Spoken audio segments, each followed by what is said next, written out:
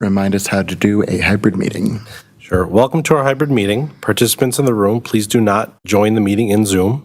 Virtual participants, if you lose connection at any point during the meeting, you can reconnect by clicking the link or calling the number in your original email. Members attending virtually, if you are able, please activate your video for purpose of quorum and keep it on for the duration of your meeting. Staff, if you are able, please activate your video when you are speaking. Members of the committee, when you wish to speak, ask questions, or request a roll call vote, please raise your hand and the chair will call on you. Those in the room will have their microphone turned on when they are recognized, although these microphones are always on. Those attending virtually can unmute themselves when recognized. When you are finished, all should mute themselves. Members of the public who have registered to speak, those appearing virtually, the name you entered in Zoom must match the name you entered in registration. You will remain muted until called upon.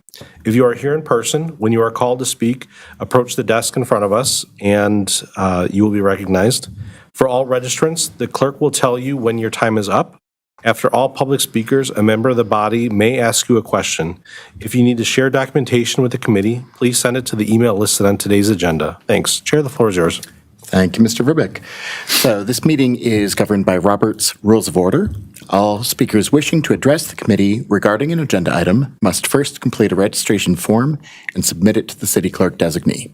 Speakers may speak to the committee only after they're called by the chair. Each speaker will be limited to 3 minutes. After speaking to the committee, please take your seat in the gallery. Public is not allowed to address or respond to speakers or committee members unless they've been recognized by the chair of the committee. Mr. Verbeek, are there any notified absences? Carter is a notified absence. Excellent. I call this meeting of ALRC to order at 5:45 p.m. Will you please call the roll? Sure. Alden Miadzi. Present. Alden Miadzi is here. Alder Revere. Here. Alder Revere is here. Mr. Baruchuk. Here. Mr. Baruchuk is here. Dr. Reese. Here. Dr. Reese is here. Ms. Farley. Present. Ms. Farley's here. Donnelly. Present. Donnelly's here. Westra. Here. Westra's here. Alder Knox. Here. Alder Knox is here. Chair, we do have quorum. Excellent.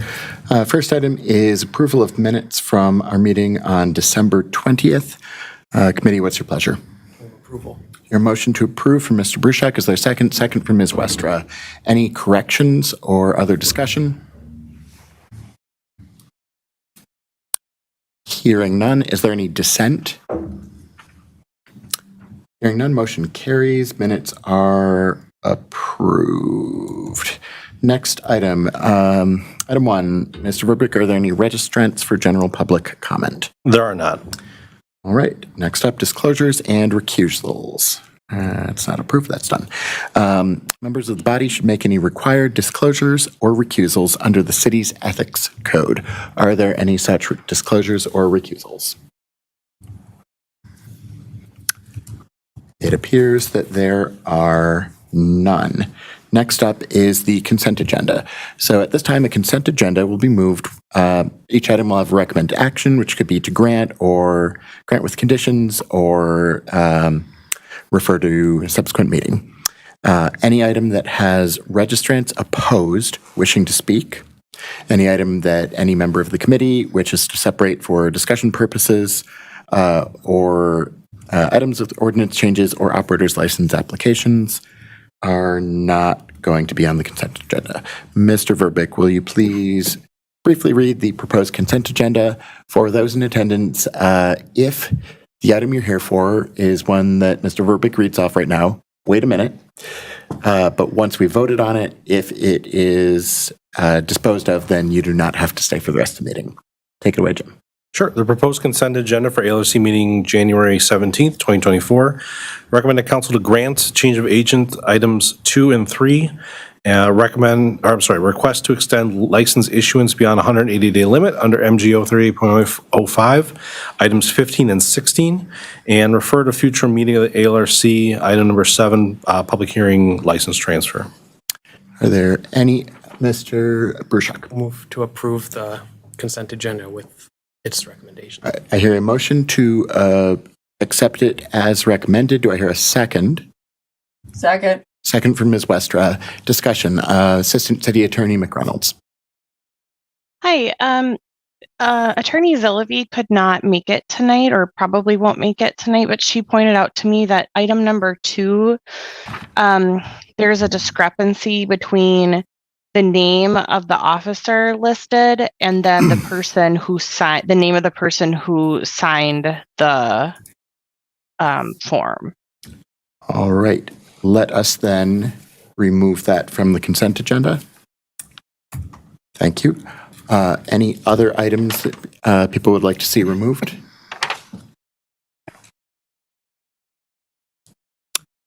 All right, Mr. Bruchak and Ms. Westra, are you comfortable with that change?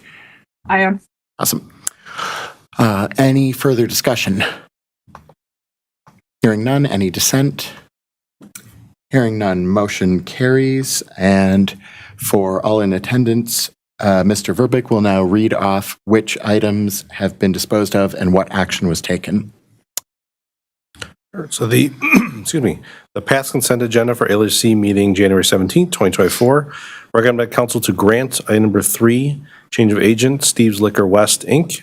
Item number 15, request to extend license issuance beyond 180-day limit under MGO 38.05, Roxy Madison LLC. Item number 16, request to extend license issuance beyond a 180-day limit under MGO 38.05, Stuffed Olive Madison LLC, and refer to future meeting of the ALRC. Item number 7, public hearing license transfer, Dominique Johnson, request by the applicant.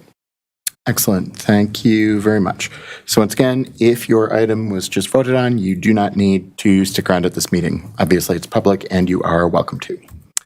So let us first take 2 items that we have which require interpreters. That'll be item 10 and item 6. Mr. Verbeek, do you need to swear in an interpreter? Yep. If I can the interpreter, raise your right hand. You affirm you'll accurately interpret Spanish to English and English to Spanish? I do. Thank you. Excellent. Let us begin with item 10. Item 10 is a new license application for La Playita Tacos y Mariscos. 2601 West Battle Line. Do we have a registrant here for this item? We do. Roger De La Cruz is here in person, so you can have a seat up there. Tenemos el asunto de la playita, tacos y mariscos. El señor se puede sentar en la mesa. So, welcome to the Alcohol License Review Committee. Please introduce yourself and let us know about your proposed business. Sí, bueno. Bienvenido a la reunión para presentación de licencias. Le vamos a pedir que se presente usted, por favor. Sí, buenas tardes. Mi nombre es Roger de la Cruz, copropietario del negocio Las Playitas, Mariscos en Tacos.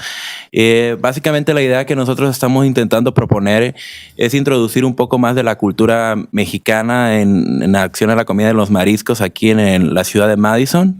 Con diferentes fusiones de cocinas, estamos introduciendo la cocina sinaloense y la cocina nayarita y guerrerense. I'm a co-owner of the business, La Playita Tacos y Mariscos. Basically, what we're trying to do is to propose a business to introduce the Mexican culture and introduce more seafood in the city of Madison. Can you continue? Puede continuar. Introducir la cultura mexicana y los mariscos en Madison. Sí, y hago una pausa, por favor, para que... Okay. Sí, es la idea que tenemos al proponer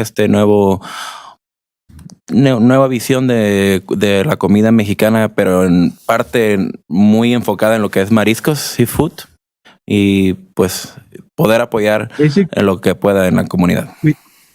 We have basically proposed a new vision for a business of the Mexican food. It's focused on seafood. Enfocada en mariscos y qué más? Enfocada especialmente en mariscos. La comida mexicana enfocada en mariscos. So it's basically Mexican food but we're focusing on presenting food from the sea. Yeah. Thank you. Committee, what questions do you have for the applicant?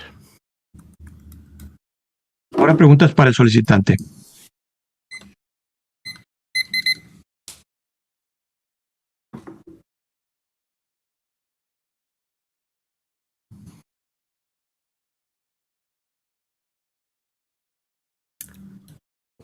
That's something. Mr. Verbeek? I don't have a question about your business. On your application, we had background checks from your two partners, and we were missing answers to a question about convictions. My colleague, Camille O'Connell, had sent an email to you asking if we could get that, so we weren't able to complete the background check yet, so we still need to do that part of it. Bueno, yo no tengo preguntas, pero tengo un comentario. En su solicitud tenemos búsqueda de antecedentes penales de sus dos copropietarios y hay una pregunta que no está contestada sobre condenas anteriores. ¿Y puede usted, por favor, completar esas preguntas para poder proceder? Se lo agradeceremos. Solo saber el nombre de la persona que no llenó eso sería de ayuda. Yeah, if you just give me the name of the person who didn't complete that part of the application, I will get the information for you. Yeah, it was the other two partners in your LLC, so Humberto Macias and Jonathan Gonzalez. My colleague had sent an email to you, I forget what day it was, but we sent a copy of the two background checks. So if you can forward that to your two partners and have them complete that question, just send it back to us. We'll finish the background check. Bueno, se lo mandamos por correo electrónico. Debe haber recibido la solicitud de antecedentes penales para sus dos copropietarios. Si usted puede mandar esa información contestando al correo electrónico, se lo agradeceremos. Por supuesto, téngalo por hecho. Of course, I can do that. Excellent. Committee, what questions do you have for the applicant?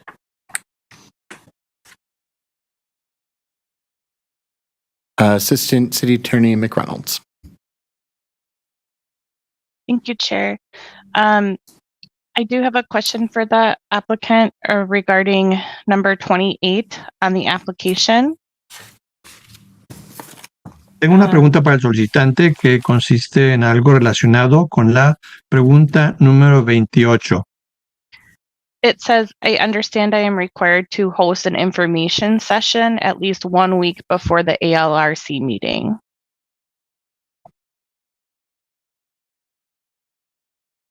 Y dice ahí que se requiere que yo tenga una sesión de información una semana antes de la reunión ALRC. And interpreter didn't know what ALRC means. ALRC is this committee, the Alcohol License Review Committee. Oh, I get it now. Yes.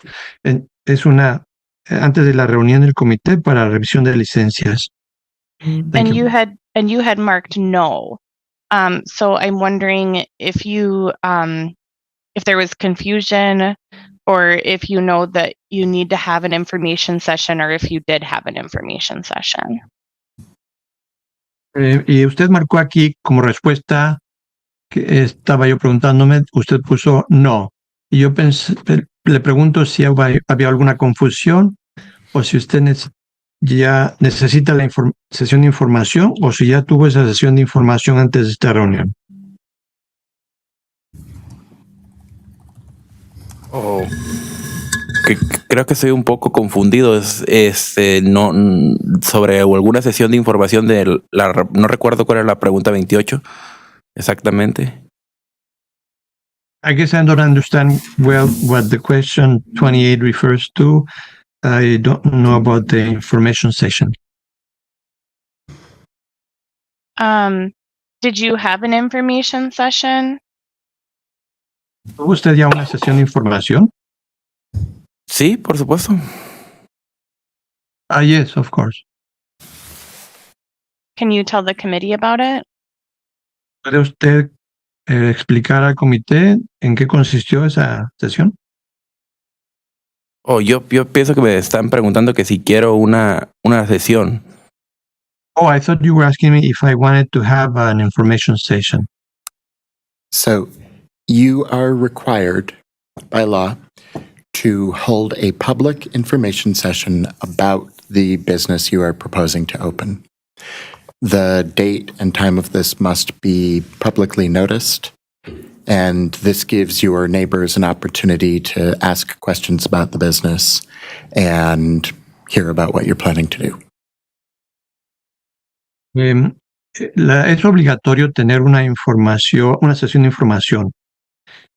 La fecha debe ser publicada para que el público sepa cuando usted va a dar esa sesión y así sus vecinos tienen la oportunidad de obtener esa información directamente de usted y hacer preguntas sobre el tipo de negocio que va a tener y qué es lo que planea hacer.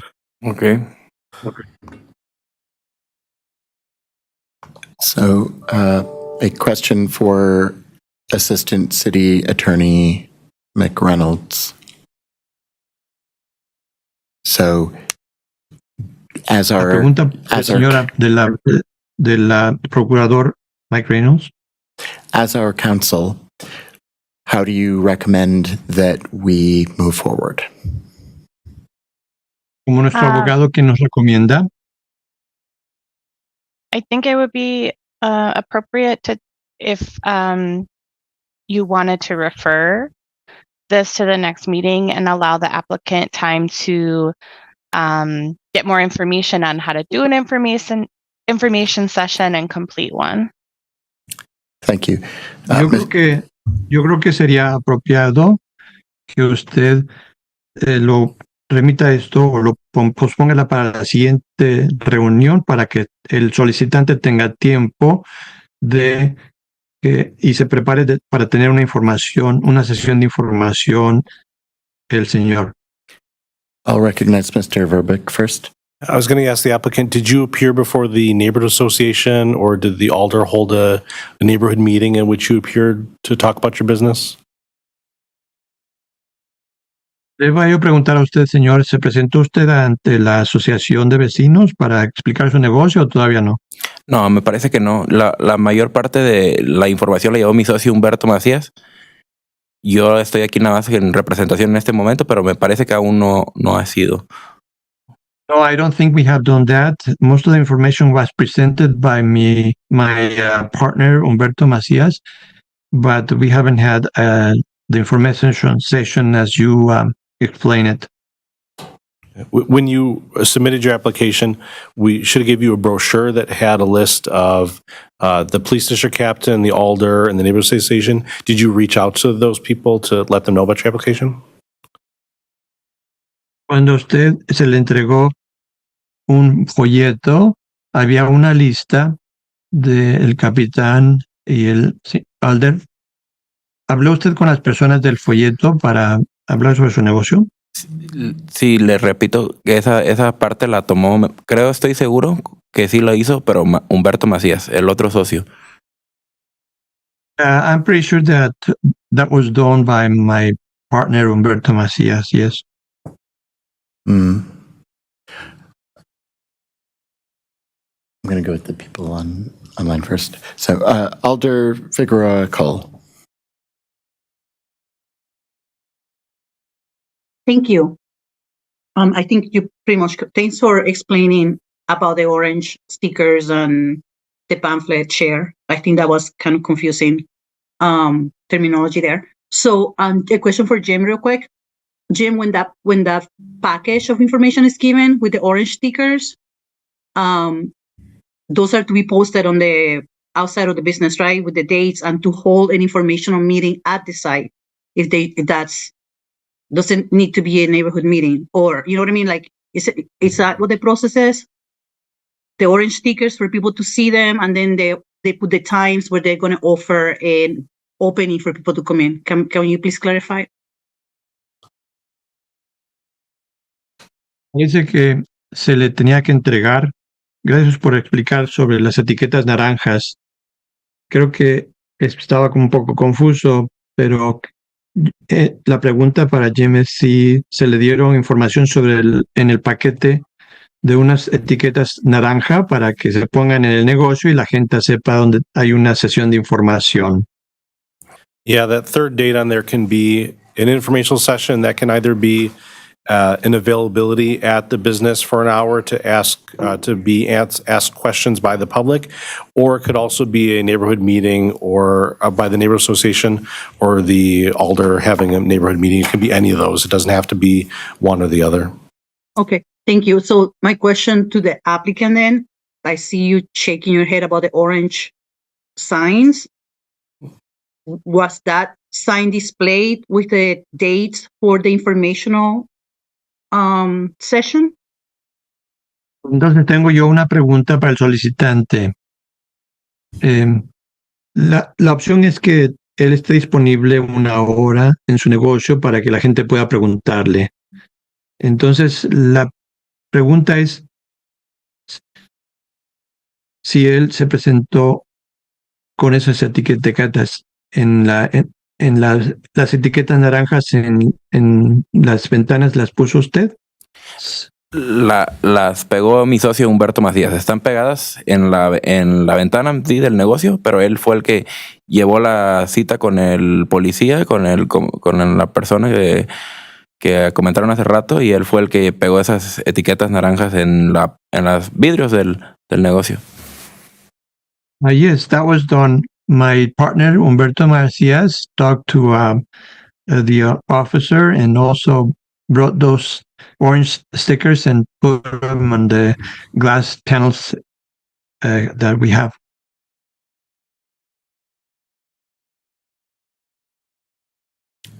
All right.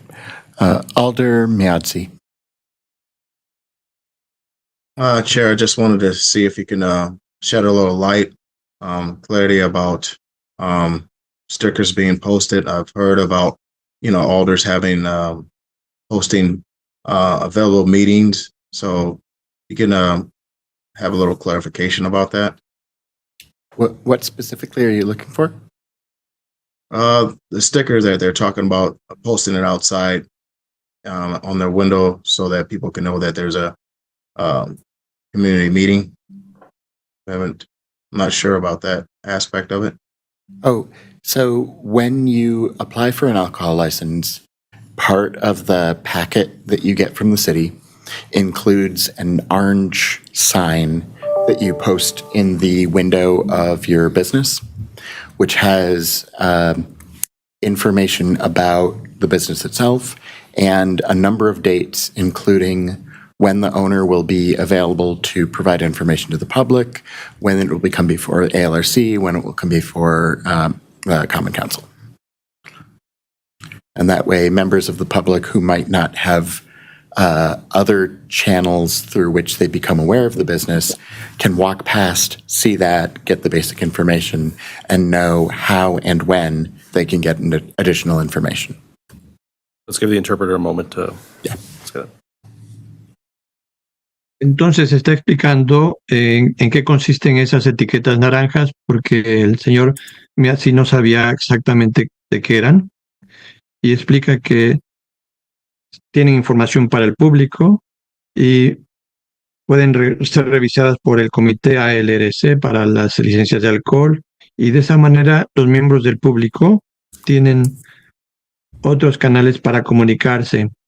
Pueden ver ese anuncio y obtener la información básica de cómo y cuándo pueden obtener información del negocio. So, Charles, did I answer your question? Yes, Chair, but that I guess we'll have that discussion later on, but we definitely need to simplify that process because MPD doesn't really have a chance to, walk by and attend a community meeting versus something that is, so I guess we probably need to simplify that process too. We'll talk about that later. Understood. Assistant City Attorney McReynolds. Thank you, Chair. I looked up the address and saw that this is in Alder Figueroa Coles district. So it might be the simplest if she can talk to whether the applicant contacted her to discuss the application and invite her to the information session. A fine idea, and conveniently, Alder Figueroa Cole's hand is up already. So, Alder Figueroa Cole.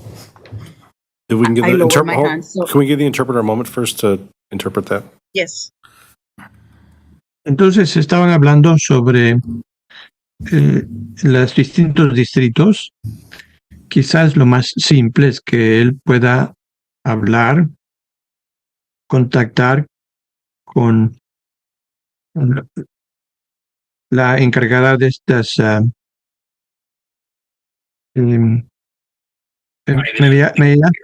they mentioned that he has to contact a person, and could I get that information who he has to contact? Yeah, I said the district is for Alder Figueroa Cole, who is on this meeting right now. So we can ask her if he contacted her and invited her to the information session. Okay. La persona que menciona que usted puede contactar para invitarla a la sesión de información es así que aparece en la pantalla con el apellido Figueroa Cole. Okay, so yes, the not the person here, but the other gentleman that he mentioned called me and explained what they were doing, and after that I reached out to Captain Sanders and we had a discussion about this particular applicant, and that was pretty much it. He communicated, and then Sanders and I had a conversation on any concerns we had or lack of, and that was it.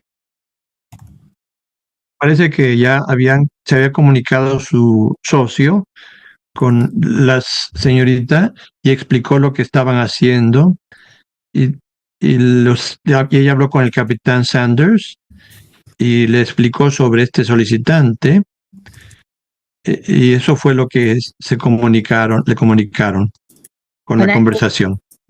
And I also want to add, this was during the holiday break, so it was pretty chaotic. A lot of things happening at the time, so that was pretty much the only conversation we had.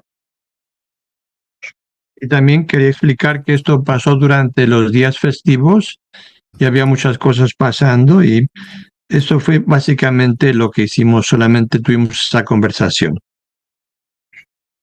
Can I ask a question of the applicant since I'm here on this conversation or not? Please do.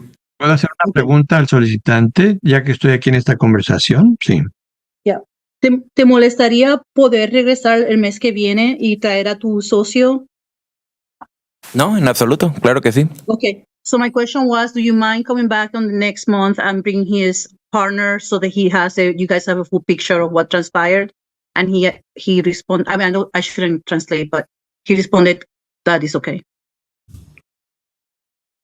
Entonces, and also you had that other thing about the background check. Maybe you guys should, to me, that's kind of a key element here. Agreed. Yeah. So, let's un see. aspecto clave es el registro de antecedentes penales. So, committee, it looks like it's likely we will be referring this. Are there any other questions that you would like to ask the applicant tonight? Alder Miazzi? ¿Alguna otra pregunta para el solicitante? I was just going to make the motion to refer to next meeting. That would be in order. I hear a motion from Alder Miazzi to refer, second from Ms. Westra.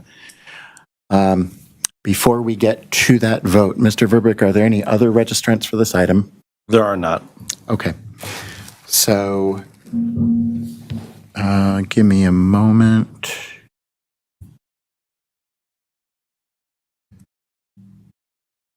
All right. So, what we are about to vote on is whether to postpone this until next month's ALRC meeting. And assuming that goes through, there are three things that you will want to do between now and then. Vamos a hacer posponer esta reunión para la próxima sesión. Y queremos que usted tome nota de tres cosas que tiene que hacer. Number one, make sure you understand all of the things that you need to do between now and then. If you have any uncertainty, contact the folks from the clerk's office to get assistance. Número uno, le pedimos que se asegure que entiende todos los requisitos que tiene que cumplir entre hoy y la otra reunión. Si tiene alguna duda, puede comunicarse con el secretario de la oficina para que le ayude. Number 2, do all of the things you need to do. Número 2, pues asegúrese de cumplir con todas esas cosas que tiene que hacer.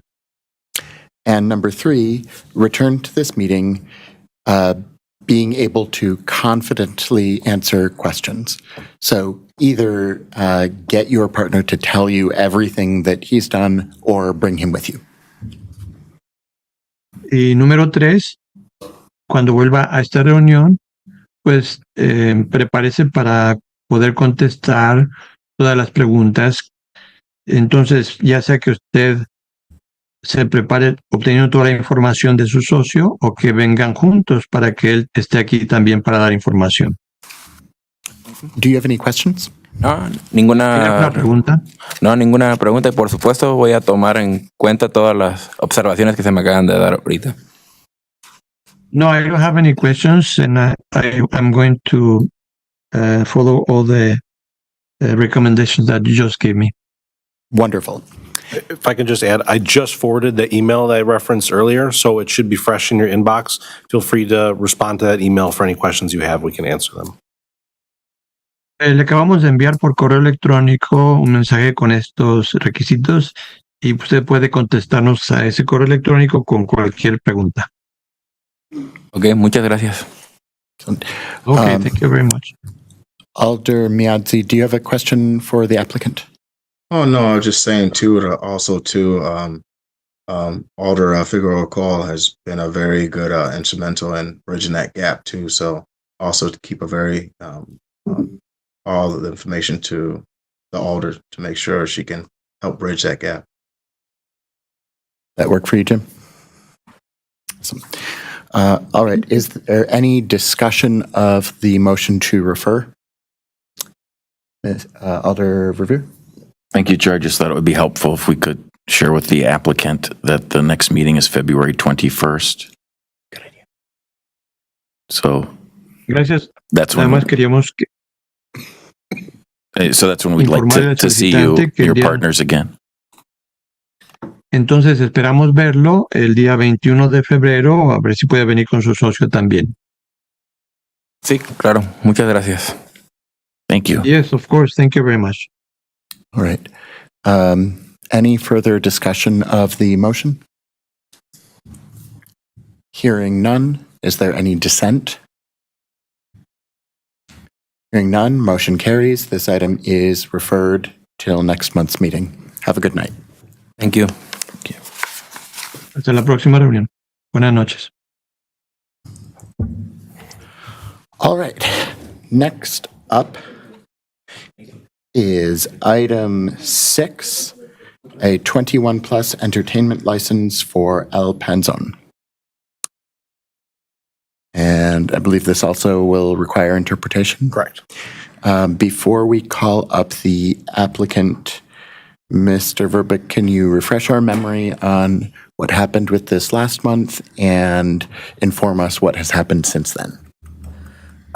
If you'll recall, there was questions about if the applicant's just offering karaoke, if she needed a license. We said the applicant does not need a license for karaoke. There was discussion about operations of entertainment beyond our service of alcohol, and whether or not that was allowed or something of those lines. I don't 100% remember all the discussion. I do not remember seeing any new application, any revised application. I know we talked about potentially change of conditions, and I don't recall, I don't have any record of us having received an additional application for a change of conditions since this last meeting. Excellent. Thank you. So do we have a registrant here for this item? Matilda Anahi is registered, and I'm not sure, I think in Zoom. Yeah, there's an El Panzon in Zoom. Okay.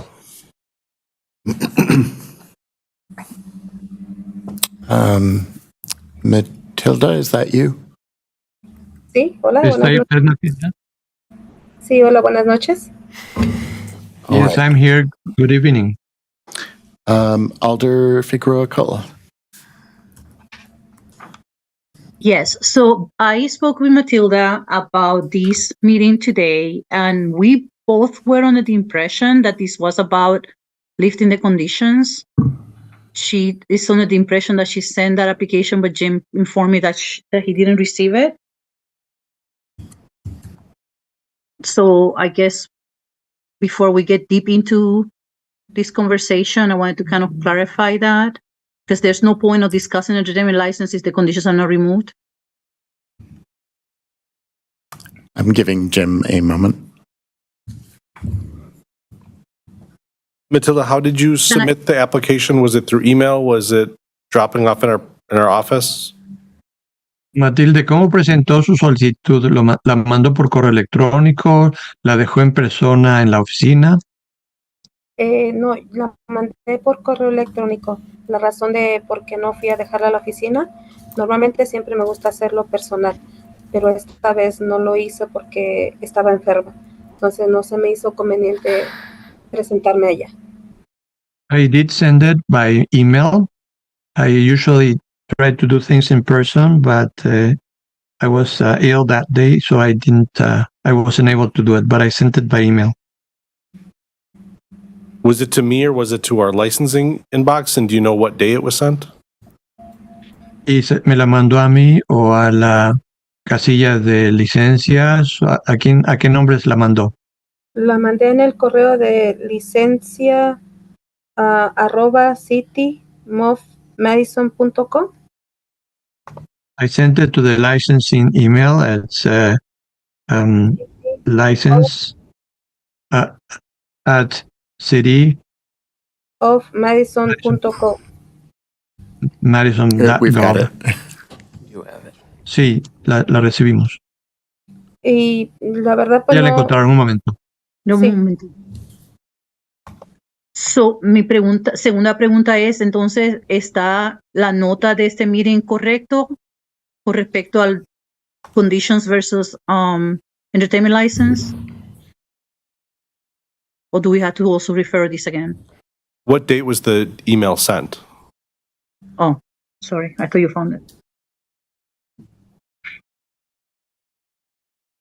That's for the applicant, sir, interpreter person. Matilde, ¿qué día envió el email? deme un segundito, por favor, déjeme. Okay. Let me check the date I sent the email. No.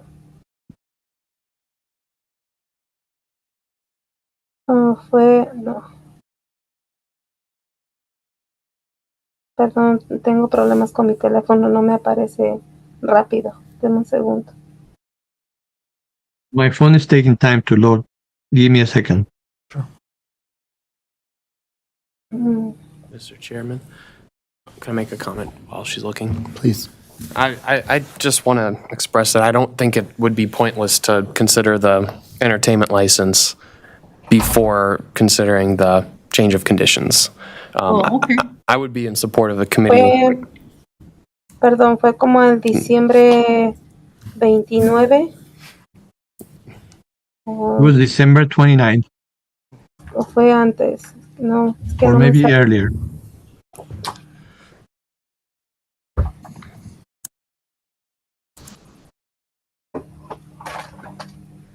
No, es que mi teléfono se frisa, disculpe.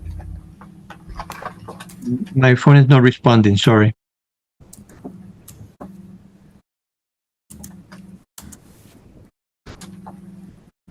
Pero bueno, tengo aquí. Espérame.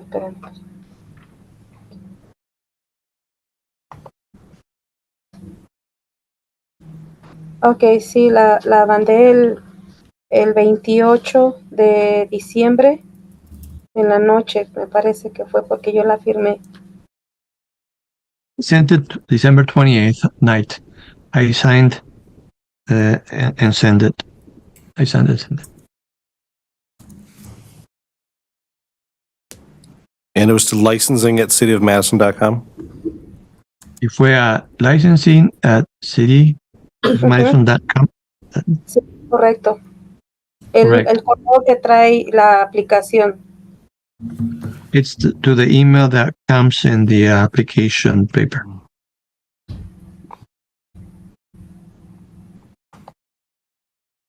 Or that shows in the application paper.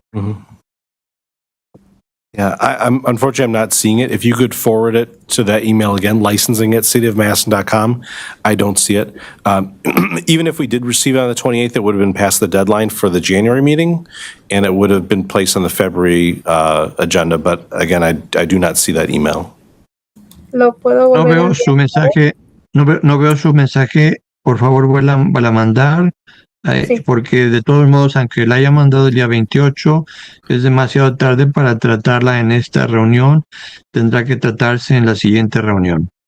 Ok, ya la voy a enviar de nuevo ahorita para ver si la puede recibir, por favor. I will send it right now and just let me know if you got it. Thank you. Alder Figueroa Cole, do you have additional questions, comments, assistance? Sure. So after last meeting with this applicant, I invited her to come over right after the meeting so she came and pay me a visit. So we could sit down and kind of go through what just happened. So we scheduled time for me to go to her restaurant and help her better understand the application process. So I encouraged her to create the application, the entertainment application, to just do that in Spanish on her own language so she can express herself on her native tone and not be so confused. So it extremely evident for me that she's been doing this business since 2018. She has been in front of this committee many times. I encourage her to have the confidence to tell you guys that she knows what she's doing, because she has proven over and over again, based on her business success, how well she is equipped. However, Colin, as much as I appreciate your wanting to get this moving, the plan that we formulated was come here, do your conditions off, and then we have the community meeting engagement, and when we discuss the entertainment license. So we were not prepared. I really want to take this back to the community, and we were not that far on that process yet. And we, that's what we kind of like settle on after, spending a lot of time together on this one. So, Alder, would you recommend that we refer this? Yeah, so I spoke with her just before the meeting again, because when I look at the agenda, I was a little bit confused, and so was she. And she's fine with referring it. But my question is, can we handle this all together in one meeting, both the condition removal and the entertainment license? There's no reason why we could not. Okay. Do you want me to translate that myself real quick? Or I'm not sworn in for this. Well, I think, please, That was a anyone lot. correct me if I'm wrong, but if you're translating your own words, I think that's wholly appropriate. It's only if Okay. you're interpreting on behalf of someone else that it could be problematic. Okay, so I do it real quick, if that's okay. Matilde, Sí, so le expliqué que nos unimos a la Sí. noche y unas par veces más, y que hicimos una nueva aplicación en español, y que hablamos de tu proceso de negocios de 2018 hasta ahora, y que habíamos acordado que hoy ibas a venir a remover las condiciones, que íbamos a hacer una reunión con el vecindario con respecto a la licencia de entretenimiento, y que entonces veníamos a regresar aquí a pedir el permiso para la licencia de entretenimiento. correcto. Ese fue el orden de operaciones que nosotros nos acordamos. Colin, el muchacho que está sentado ahí en la camisa azul, él quiere removerte las condiciones ahora y darte la licencia, pero yo le pido que por favor la muevan esta reunión para el próximo mes, para que Sí. nos dé la oportunidad de hablar con la comunidad. Y le Claro. dije que habíamos hablado y que ya tú estabas de acuerdo. Sí, yo estoy dispuesta a responderle todas las preguntas que ellos requieran. Y como yo no he tenido problemas, he tenido mucho tiempo con la Ujú. licencia y no he tenido ningún problema. Es ok, pero solamente quieren saber si está bien con referirlo. Sí, por favor, sí. All right. Okay, so Yes, and maybe I'm you willing want to answer all the questions. I'm sorry? Yes, I am willing to answer all the questions they have. And can you translate the referral part when she agreed to? Matilde, ¿estás de acuerdo en que se refiera a la reunión para el mes que viene para bregar con las dos situaciones, con las condiciones y el entretenimiento? Me gusta. El mes que viene. ¿Podría ser que me retiren las condiciones el día de hoy? So, Do you know if they would be? Go ahead. Do you know if they would be able to take those conditions away today? I don't no sé, Matilde. I don't know because I don't know how this was. Jim, that's the question I have from earlier. How this was posted. So I can answer that. The item that we have on our agenda tonight is an application for a 21 plus entertainment license. We cannot change conditions on the alcohol license tonight because it has not been properly noticed. La respuesta que tengo es que la agenda de hoy incluye la solicitud para una licencia de entretenimiento para gente mayor de 21 años y no podemos cambiar las condiciones de la licencia de alcohol porque todavía no ha sido no se ha presentado aviso apropiadamente. Correcto, está bien. Lo hacemos para el mes que viene. Oh, that's fine. I will then return next month for that. Excellent. Alder Figueroa Cole, do you have additional comments or questions or advice? No, not at this time. Tengo una pregunta, perdón. She has a question if you will let her have it. I don't know. By all means. Diga su pregunta. ¿Sí recibió usted mi correo? Oh. Did you receive my mail? Jim?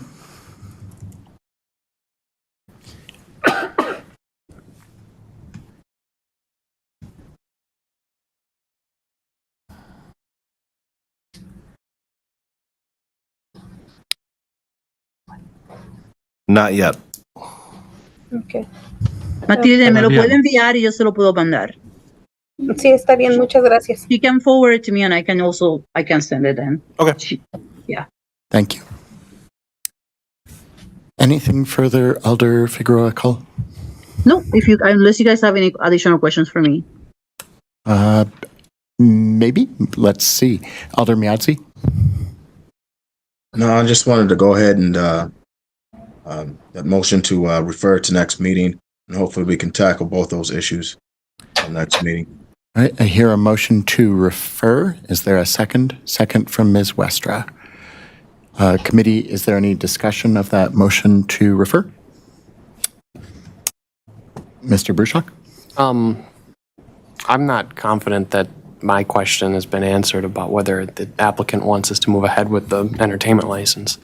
So I suppose I'll ask the chair's recommendation. Shall I try one last time to get that question answered, or should I just vote no on the motion and move on? That is an excellent question. I will tell you. I think the same thing's going to happen either way, so it's up to you. I personally feel confident in Alder Figueroa Cole's handling of the situation. I would not think it was inappropriate if you wanted to ask the applicant that question. I will not make guesses about what will happen. Okay, I'll try one more time. Thank you, Matilda, for coming today again. Would your preference be for the committee to consider and potentially approve your request for an entertainment license today? Gracias por venir, Matilde. Le quiero yo preguntar una cosa más. ¿Quisiera usted o preferiría usted que el comité considere potencialmente aprobar su petición de la licencia de entretenimiento el día de hoy? No, está bien. Me voy a esperar.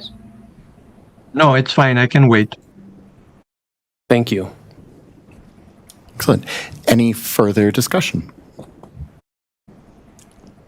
Mr. Rushek, would you like a roll call vote for this? Or you can just be recorded as no if you want us to do it. I'm going to support the motion as a yes. Excellent, thank you. So is there any further discussion? Hearing none, is there any dissent? Hearing none, motion carries, and item 6, thank you, Jim, is referred to the next regularly scheduled meeting of the ALRC, which is on February 21st. February 21st. Thank you. Alder Se refiere Knox. entonces este asunto al día 21 de febrero. De acuerdo, muchas gracias. Thank you. I'll be there. Thank you very much. Alder Knox, do you have a question? Yeah, it's procedural or legal. Please.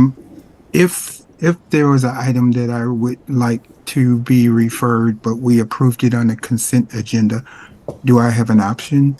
You do And I have an can give option. Some background, if you like. What you can do is make a motion to reconsider. Okay. And then we vote on the motion to reconsider, and assuming that is approved, that item will be back before us for discussion again. Would you like to make such a motion?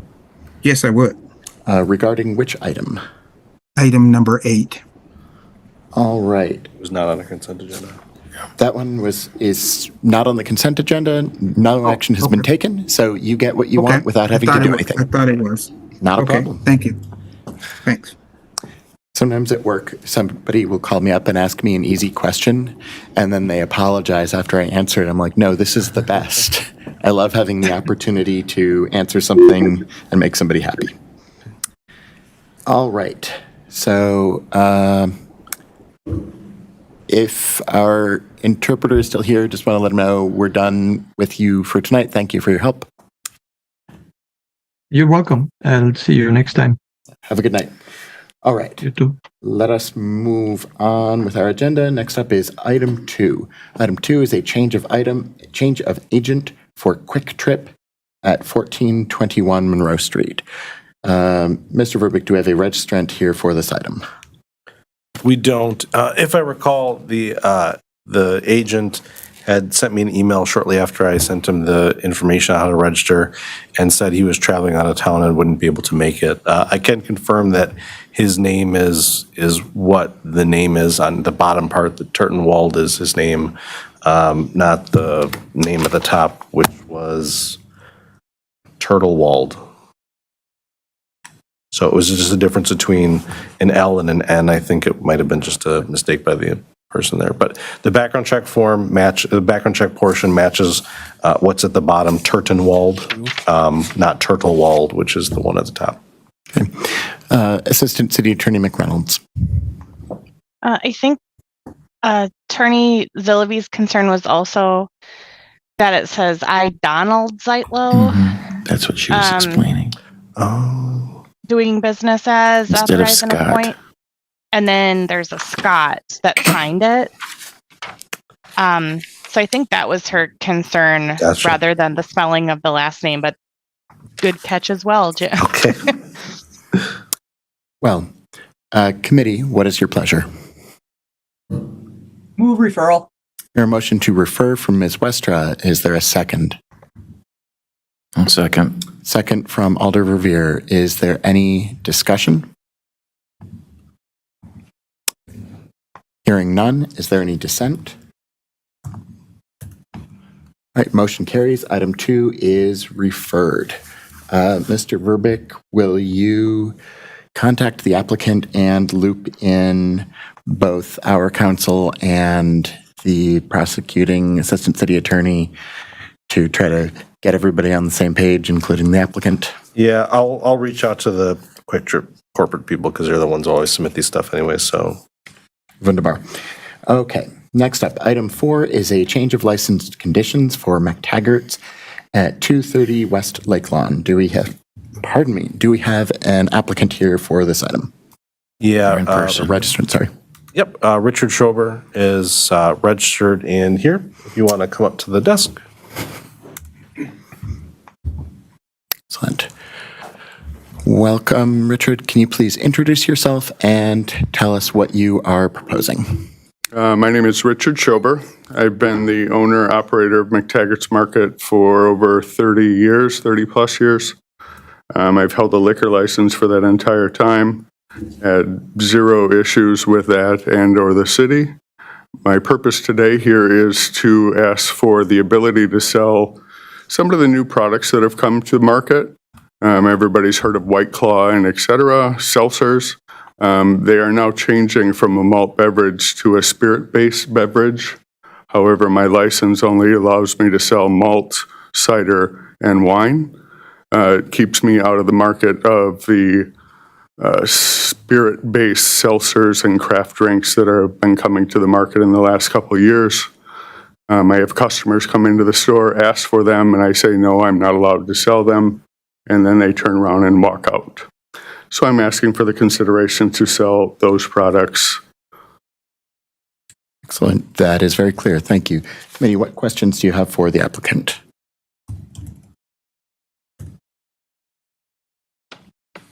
Mr. Burshak.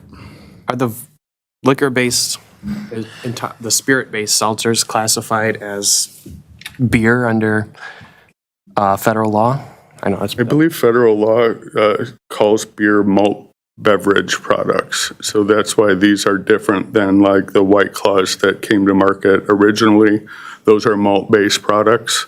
And now they've come out with spirit-based products that are not malt beverage products. Okay, I have no problem with this approving the request that we have before us. What I'm curious about, and we don't have to answer this question today, is whether new changes to state law regarding the definition of fermented malt beverage would implicate this exact situation and make it unnecessary in the future to actually go through this exercise. But I think that same question. I know that they're changing the definition of a lot of things. However, at this current moment, especially with classes starting next Tuesday, I would like a kind of a more expedient answer than that, because I do have, it is turning away customers from my business. Understood, and so I'm in support of it.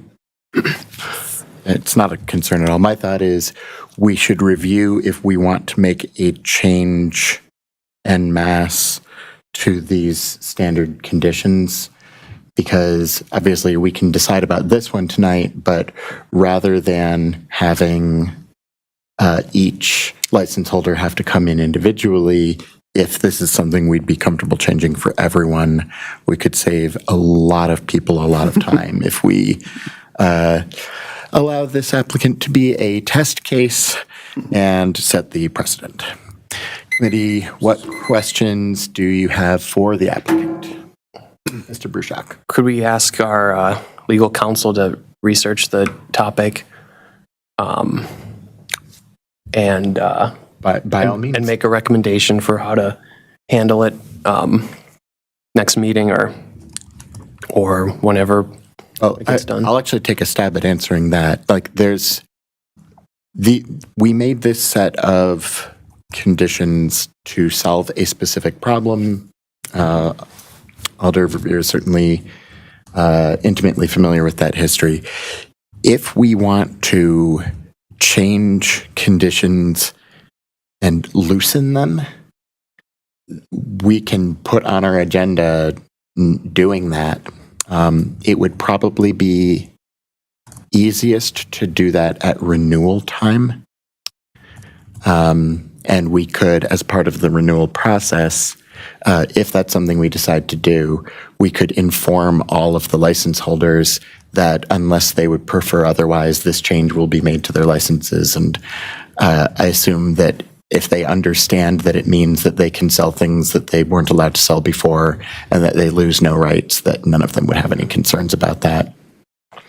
Assistant City Attorney McReynolds, does that all sound in line with how things ought to work? I believe so. I'll look into it just to confirm for next meeting.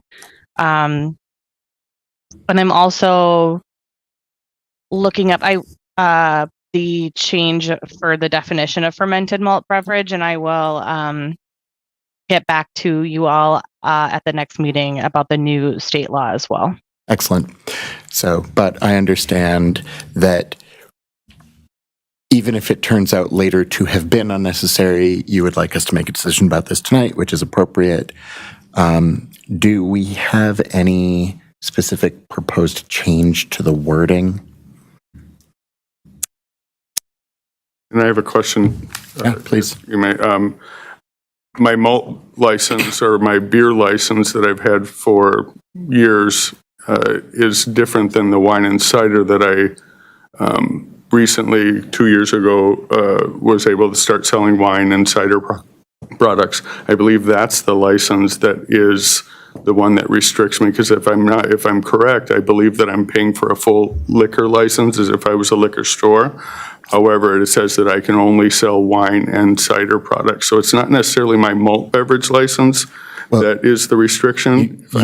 There is one license. It's a combination license that covers. No, he's Class A. But isn't it a Class A? That's only Class B. Oh my goodness, I'm off. Okay. Yeah, I'm only retail sales. Gotcha. Alder Verveer, do you have any recommendations about how specifically we address this? Yeah, so thank you, Chair. Rick, by the way, good to see you. It's been a while, obviously, as we talked about before the meeting started. Too.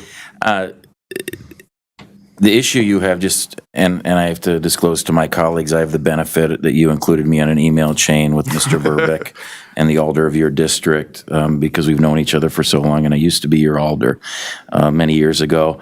But so your concern isn't White Claw, as your distributor reps have told you, that's covered under your Class A beer license.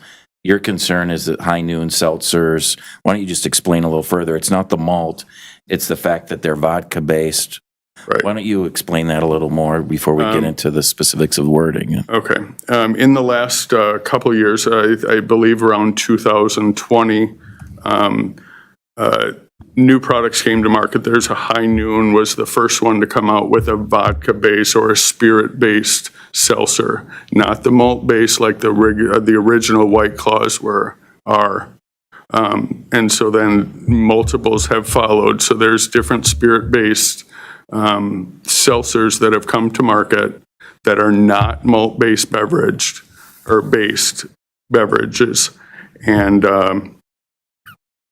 since then, White Claw and Truly and all the big names that everyone knows when they go to a party, those they now have a malt beverage variety, and they have a vodka-based variety and a tequila-based variety. So everybody in the market that sells seltzers and craft beverages, canned Moscow Mules, et cetera, that's the new thing, and the only place that you can get that is a liquor store. Yeah, thank you. So directing my colleagues' attention to the current license, which Jim included in our packets, I believe what Rick has applied for is simply to eliminate condition number 5, which currently reads Class A liquor license limited to sales of wine and cider only.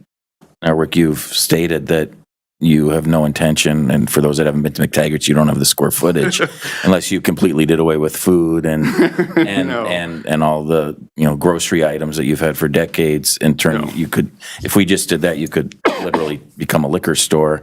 And that's not your intention, obviously. And understand that's not what I want. I do not want to become a liquor store. My alcohol sales are only a small percentage of what we actually sell. We sell more sandwiches and grocery items than we do alcohol. However, when I have customers come in and go, "Oh, do you have High Noon?" and they're going to order a sandwich and grab a bag of chips and this and that, they will just leave and go to Riley's and buy what they actually want. So so I guess the answer to your question is yes. I would prefer that the restrictions on the liquor portion just be lifted. However, I don't have the space to backstock, and I don't want to sell, handles of vodka or tequila or anything like that. I have no intention or desire to do that. I would just like to sell the lower volume products that are in the market now that are basically like White Claw, only a spirit-based rather than a malt-based beverage. If the committee is uncomfortable and we have the benefit of having the downtown police captain here, Central Police District Commander is on this committee, Captain Hansen, and I don't know if he has concerns or not on behalf of the MPD, but if there were concerns about completely doing away with that condition, do you think modifying it to use, and I don't know if this is a phrase that the industry would recognize, but I'm looking at the email again you sent me a few months ago on the topic. You used the phrase a few times in your email, Rick, spirit-based seltzers. Yes, and if we use that, like those 3 words possibly in the license, and we can have our attorneys, obviously articulate if there were any concerns with that. If I don't necessarily have a problem with it, but they've also now craft, like there's Moscow mules that have come out now that are canned beverages that are like the seltzers, same percentage volume, and so then that also is, originally, yes, that's all I need is to be able to sell the spirit-based seltzers and or like products. But you say there are other products that you don't think a reasonable person would assume are a seltzer. Yes, since I've submitted the application, I've had a couple months because I was out of town. There are other products that are out there now that are coming to market, like they call them craft cocktails. Crown Royal has one. They're to where they're still spirit-based, but they're not necessarily just vodka and tequila. There's a whiskey-based one now, and but they're crafted cocktails. They're in cans, single serves that are, it's not pouring alcohol. Yeah, and then I don't mean to get off the topic, but you had mentioned that your customers then just go down the street to Riley's or what have you. Mm-hmm. Our chair, Donnelly here, did reference that we have these uniform conditions that we worked on many, many years ago. Mm-hmm. And I did, when I looked at your current license conditions, I noticed that your conditions are outdated. They weren't updated to the standard conditions that we have in the downtown campus area, for example, that Riley's or University Avenue Liquor has. Okay. And I don't know if it's appropriate to take the time to get into it, or even if Attorney McReynolds would say that under the open meetings law, we've noticed to even change any other conditions on your license. But if I can't help myself but to ask. So, for example, your condition number 1 that you've had for probably close to forever reads, number 1, shall not sell, dispense, or give away fermented malt beverages in the original container in amount less than an amount contained in a 6-pack. Correct. So you have, all these years, have never sold anything less than a 6-pack, correct? Well, actually, if you read further, as long as it's like a Corona or a Heineken, and if it's an imported malt beverage, then that's okay, but I can't sell singles of Budweiser. Well, I was way that's back. what I was. I'm sorry. Yeah, well, no, I rudely interrupted, so I'm knowing that owes you an apology. But that's what the Riley's license condition says, but yours doesn't say that. And he said about condition 2. It should say it's further down. Condition 2, and I can, pass my laptop over to you, but condition 2 reads, malt beverage-based flavored coolers may not be stored, dispensed in less than a 4-pack. Yep. Now, Riley's and all the others, we had numerous meetings with the industry and learned this lingo and so forth, which is still pretty unknown to me, but has the exemption for only applicable to domestic premium, domestic sub-premium, value, economy brands, malt liquor. Correct. Originally, to give a little, I've been around long enough that when the ALRC started the alcohol density, what was it called? The Alcohol downtown license alcohol density density project. Ordinance, yeah. I was actually one of the original owners brought in when the city was trying to craft what it is that they were going to do with the downtown alcohol density project.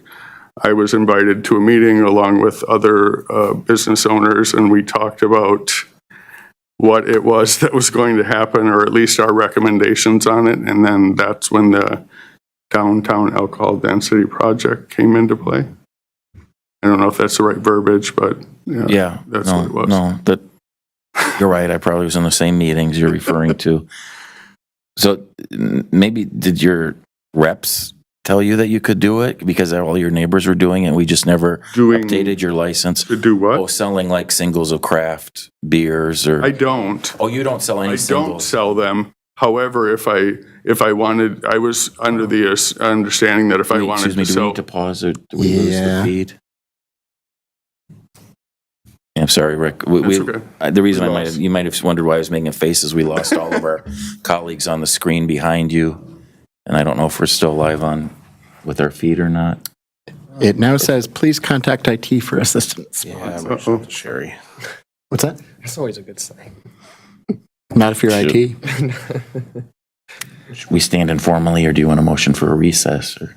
Let's give it a minute and see if it either sorts itself out or our IT friends appear. Jim, do you have a way to contact them? Yeah, usually I'm going to Skype contact. Never had to start that. Well, we're standing informal. I'm going to just show you your conditions. Go for it. There's like a page of them. Oh, do you have it in your folder? I don't have it with me, but I know that each year I get it. There's the license itself, and then there's a whole nother page of restrictions. So this is Riley's. So It's Riley's. Yeah. And they have what you articulated in yours. Okay. Motion to recess because we've lost quorum, right? Stand informal. So this is yours, as we know it. Let me just confirm what the year is on here. By a strict interpretation, 24, so this is your current one. Yeah. able to get it sorted out in 15 minutes, the meeting kind of falls apart. I don't know how strict we have to be about that. So this one doesn't even, I could Well, be technically, selling they're singles still, of I mean, Budweiser right now, and they're still here. Can they Like, hear us? Okay. yeah. No, you couldn't. No, you can't sell anything in less than a 6. Hey, friends on the Okay. meeting, can you hear us? I wonder if that's changed. Well, I don't sell any singles of anything, even like the Four Locos, we sell them in multiples of 4. So I don't really have any singles because I used to be able to sell 40s.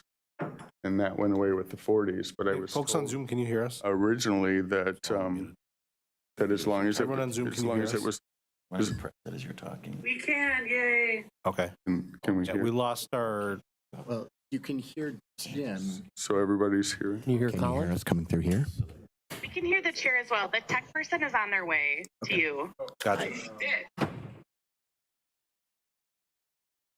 It said retry, and then we hit retry twice, and then it completely You won't like, hear rebooted us? itself. Oh, I got you. Yeah, we hear you. We're trying to resolve the issue right now. No, I didn't want everyone to know where the world is. Okay. I guess I never looked that close originally at one. Recording in progress. I hit the thing to try to rejoin it, and maybe that actually worked. Work that time? So turn it off and turn it back on again. Oh, that's me. That's because he's joined there. It's fine. All right, there we go.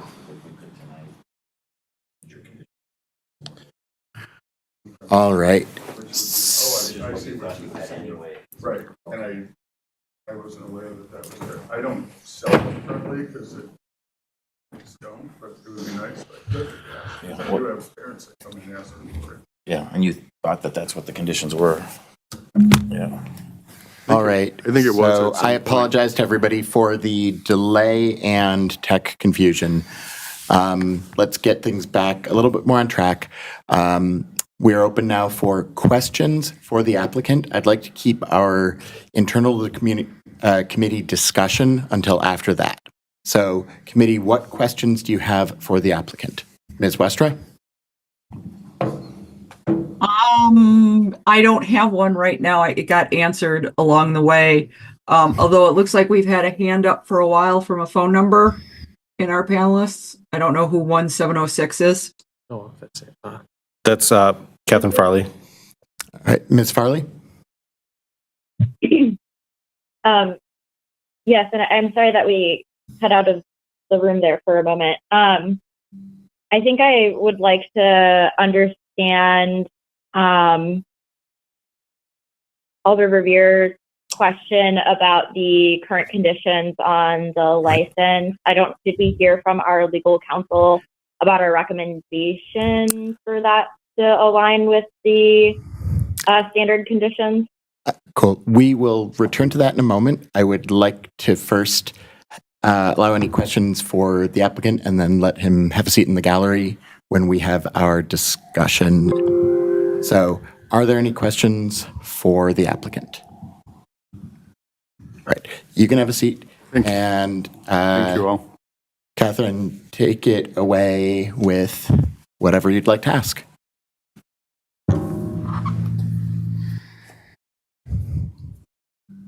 Ms. Farley, what is your question?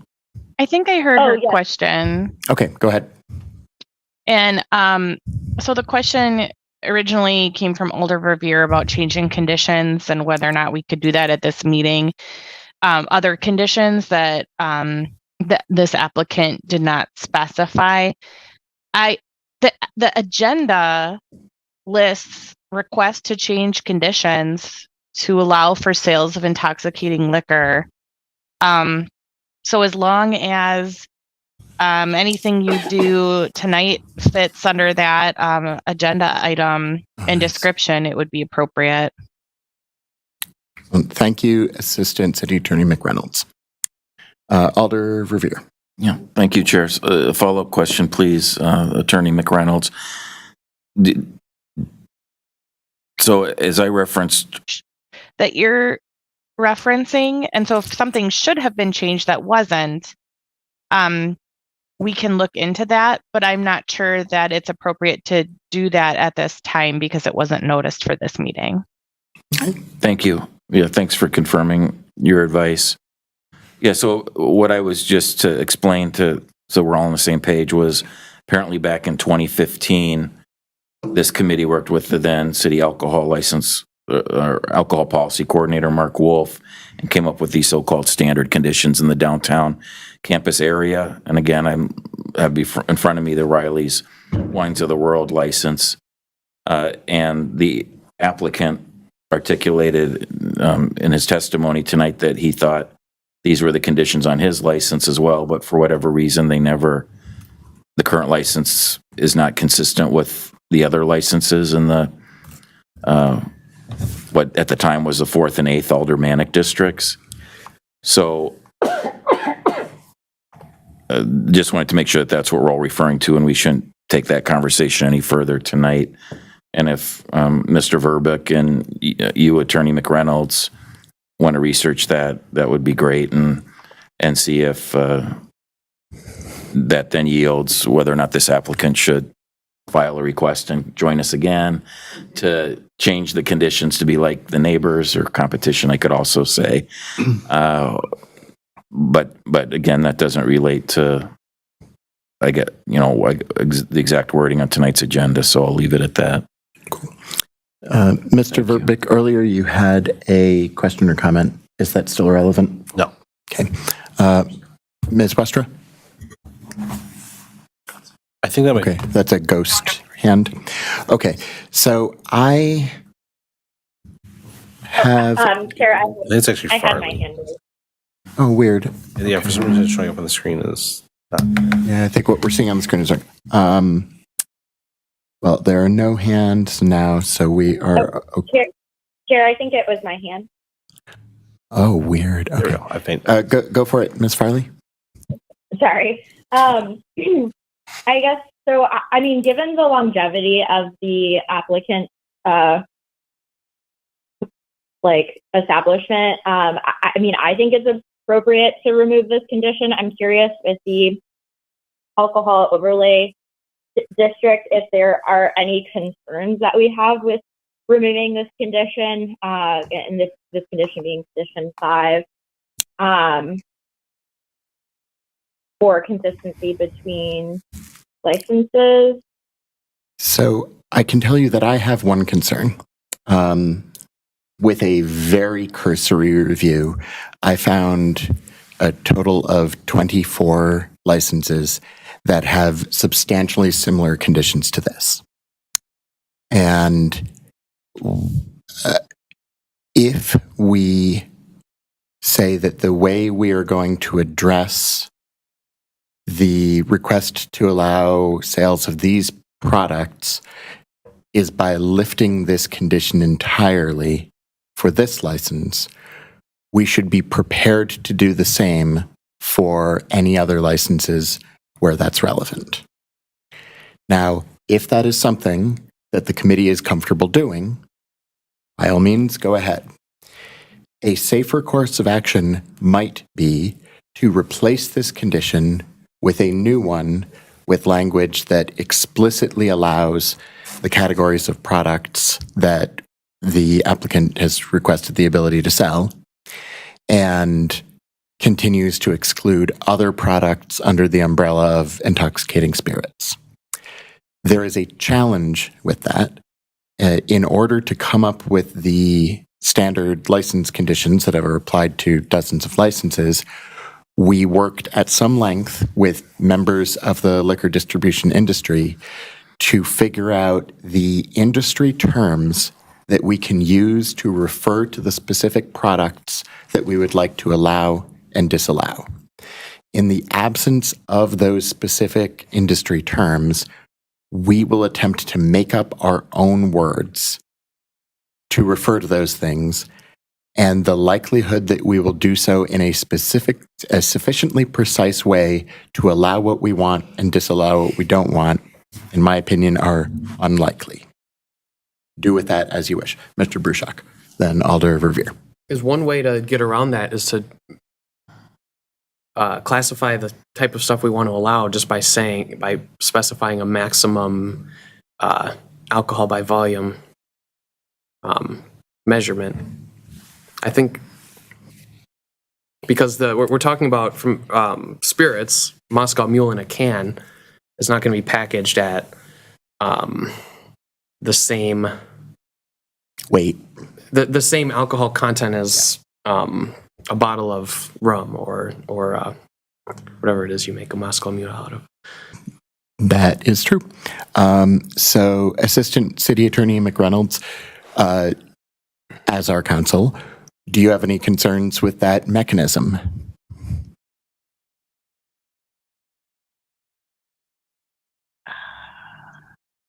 Probably not.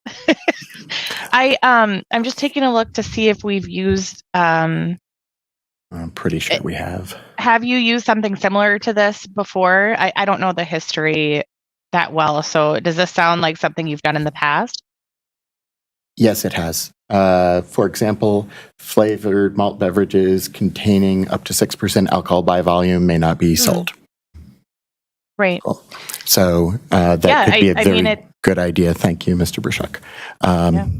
Alder Verveer, then we'll go to some people on the phone. Thank you, Chair, and thank you for your cursory research as well. It's very helpful. I was curious, did you have a chance to look at many, if any, of the others that have this identical language to see if what percentage of those might be gas pump establishments? Because we do, as you know, we have the routine. Good point. Operation here at our committee to add that. First, I'll say they weren't identical. Language. They were substantially similar. There isn't any that is actually identical to this, but it includes not just places with alcohol pumps, but also like CVS and Walgreens, and there may well be others. That's just what I remember from scanning it. Okay. Thank you. I was just wondering if it's as widespread, perhaps if we make a policy decision, knowing that we have that buffer ordinance that says that it's illegal in Madison to license any establishment with gas pumps, save for beer and wine. If it's not as widespread as maybe it is, but when you start mentioning CVS and Walgreens, and it probably is more than just a couple of licenses. Excellent. So thank you. By all means. So we'll go with Alder Miadzi, then Ms. Farley, then Ms. Westra. Alder Miadzi. Actually, my question was already was just asked by Alder Verveer, so you can go on to Farley. Excellent. Ms. Farley. Yeah, I think the part that I am still a bit confused on, or maybe don't entirely understand, is why, so in this scenario, we have the applicant who is bringing forth a request to remove a condition on their license. Obviously, the condition that they are wishing to remove is to address overall trends in the industry. But I'm also seeing that this is an establishment that, is relatively well established.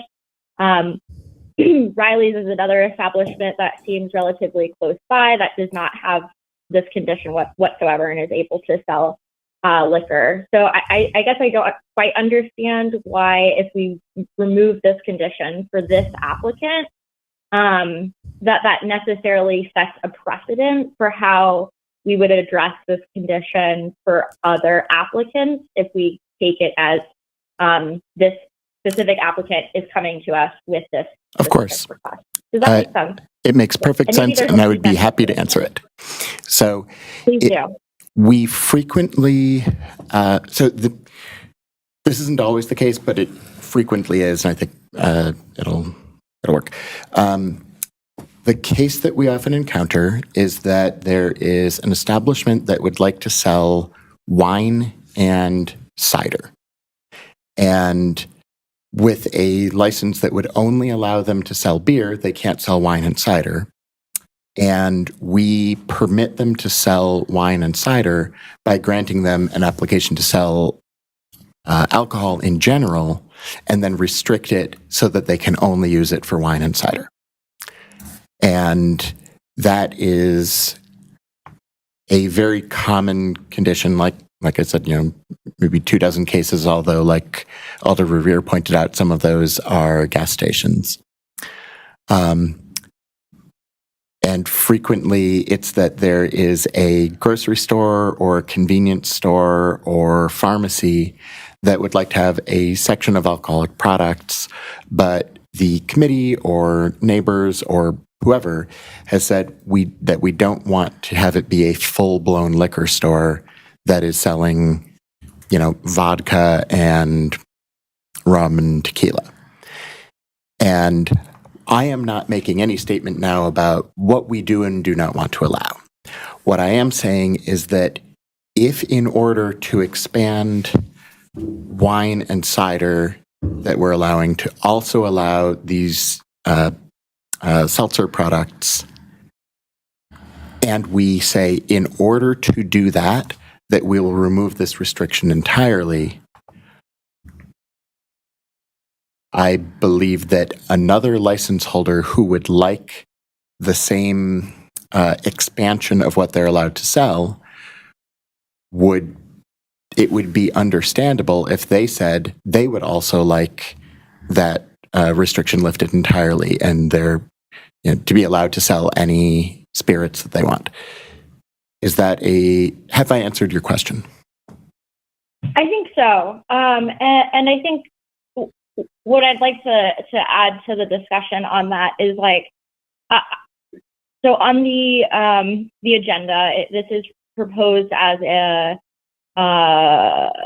change to application conditions. I think that a possible solution for us, and something that I would be comfortable with, I can't speak for my colleagues, obviously, but given the reputation of the establishment and the fact that I feel like the current agenda topic has been sufficiently, open to what might occur at this meeting, I think it's appropriate to, I would personally be okay with this applicant if they wanted to sell liquor, and taking this agenda topic or this this topic as a request to expand the license to include liquor, which at this time, based off of our current definition and restrictions, does include these types of beverages that the applicant is interested in being able to sell, and in the future being able to kind of address some of these other areas more across the board, to be able to kind of help establish new recommendations but kind of holding this applicant to, like, if they wanted to be able to sell liquor, they would be able to. And I'd love to hear what my colleagues' opinions are. Of course. And everything you said would be within our purview. It would not be inappropriate. I would encourage the members of the committee to consider, if we make that decision and subsequently another establishment comes before us and says they would like to be able to sell any spirits that they would like, if we say no, we should be ready to articulate what the difference is between the establishments and why we would say yes to one and no to the other. And, you know, that it could well be that we have great reasons for that. Just be ready for that, everyone. Do you have further questions, Ms. Farley? I do not. Thank you. Okay. Ms. Westra, then Alder Miadzi.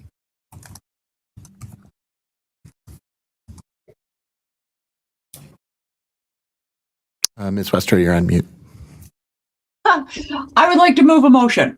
Please do.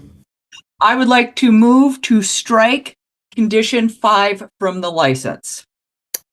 A very clear motion. Do I hear a second?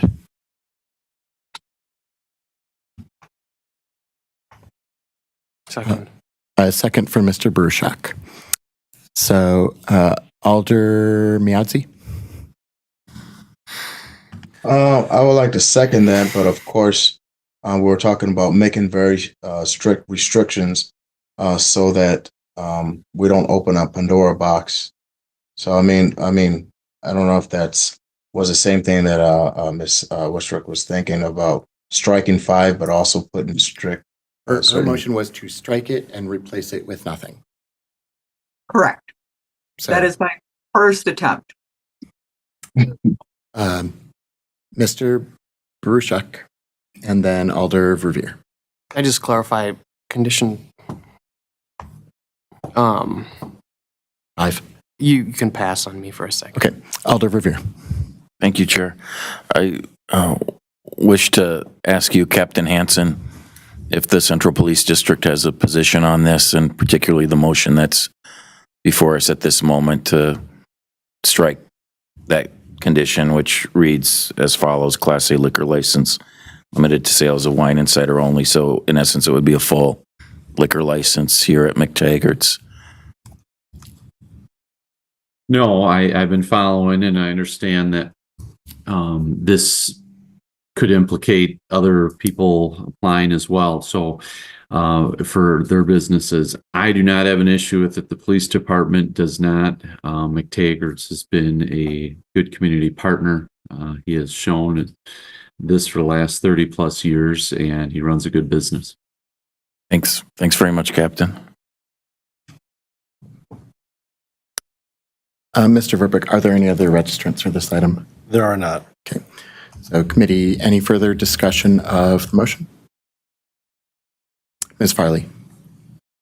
Yeah, I just like to encourage, as this topic comes up in the future, I'd like to encourage my colleagues to consider this in the individual scope of each of the applicants. Of, you know, if we do have a situation where this is something, a change of conditions is being proposed, but there is community concern, then I think that is a perfectly appropriate reason. I don't want to get too far into hypotheticals, but I don't necessarily, I think being able to consider this as a case-by-case approach at this time, rather than setting a precedent for future requests, is the thought I want to share. To an extent, that's not how precedent works.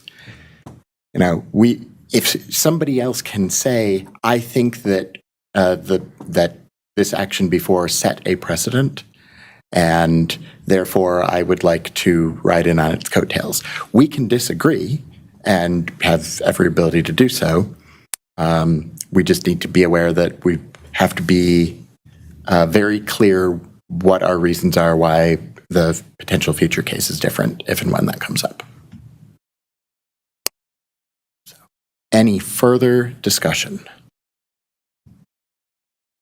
All right, Mr. Verbeek, will you please call the roll? Yep.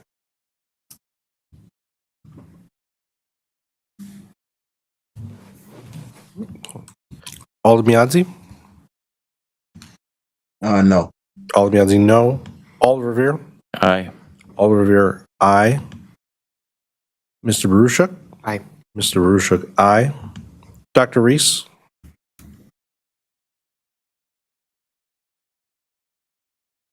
No. Dr. Reese, no. Ms. Farley? Aye.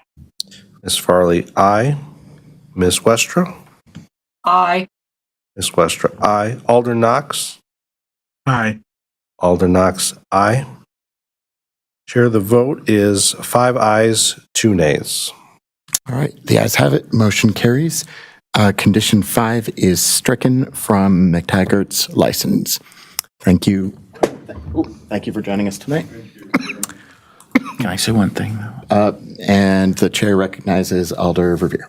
Thank you. I just want to say that I happily supported the motion, but did so taking you at your word, Rick. So I know that you aren't going to, in any way, shape, or form, turn into a liquor store.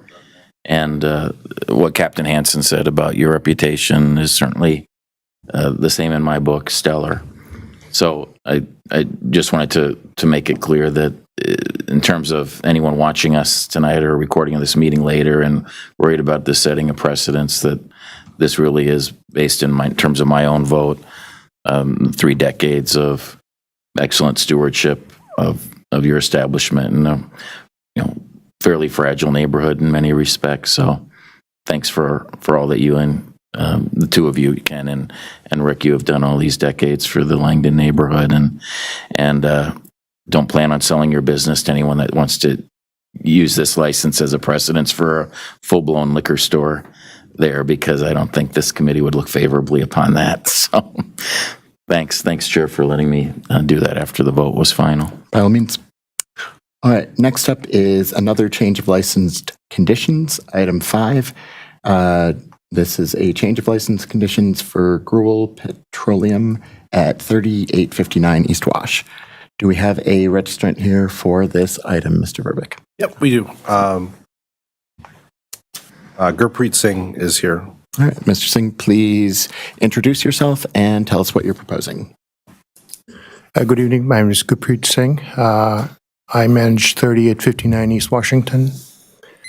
We're requesting a addition to our current license to be able to sell single beer bottled or beer cans.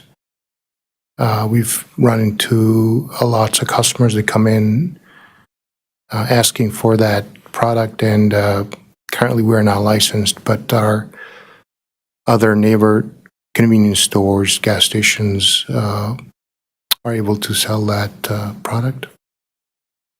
All right, thank you. Committee, what questions do you have for the applicant? Mr. Burshak.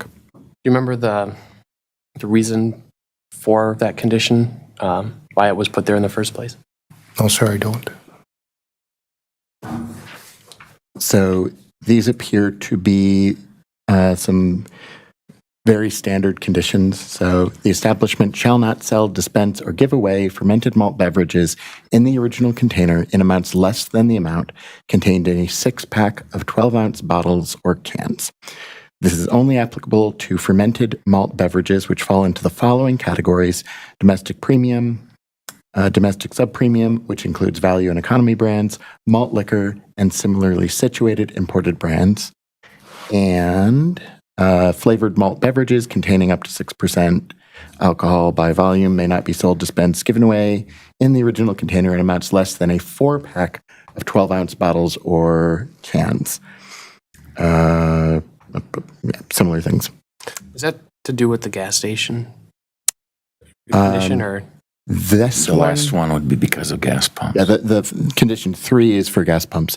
This one, Alder Verveer can correct me if I'm wrong, but I believe is related to aggressive panhandling and abusive consumption outside of such establishments. Basically, people buying cheap single-serving beer, drinking it right there, getting drunk, and then being a problem. So, Dr. Reese, then Ms. Westra. Thank you. It looks like we have a couple of letters in opposition to this, including one from the Alder. So for the applicant, I apologize, I didn't catch your name, but have you talked to the Alder or the neighborhood about this change, or the police department? Yes, we have. We've contacted the appropriate contacts. We sent emails out, followed the proper process that was recommended by the city. But I don't have anything else that was. So the other thing I want to add is we're the new owners. We've my focus to purchase this business in summer. So there probably were issues in the past here. My question is really just, were you able to have conversations with any of those parties? And if so, can you tell us about them? I've reached out to the appropriate contacts, but no one. There was an email came back to us asking questions, the address of the site. There weren't any further questions asked. I was present on the day that's written on that orange informational package that's handed up at the city, but nobody was there for any questions. Thank you. Alder Miazzi.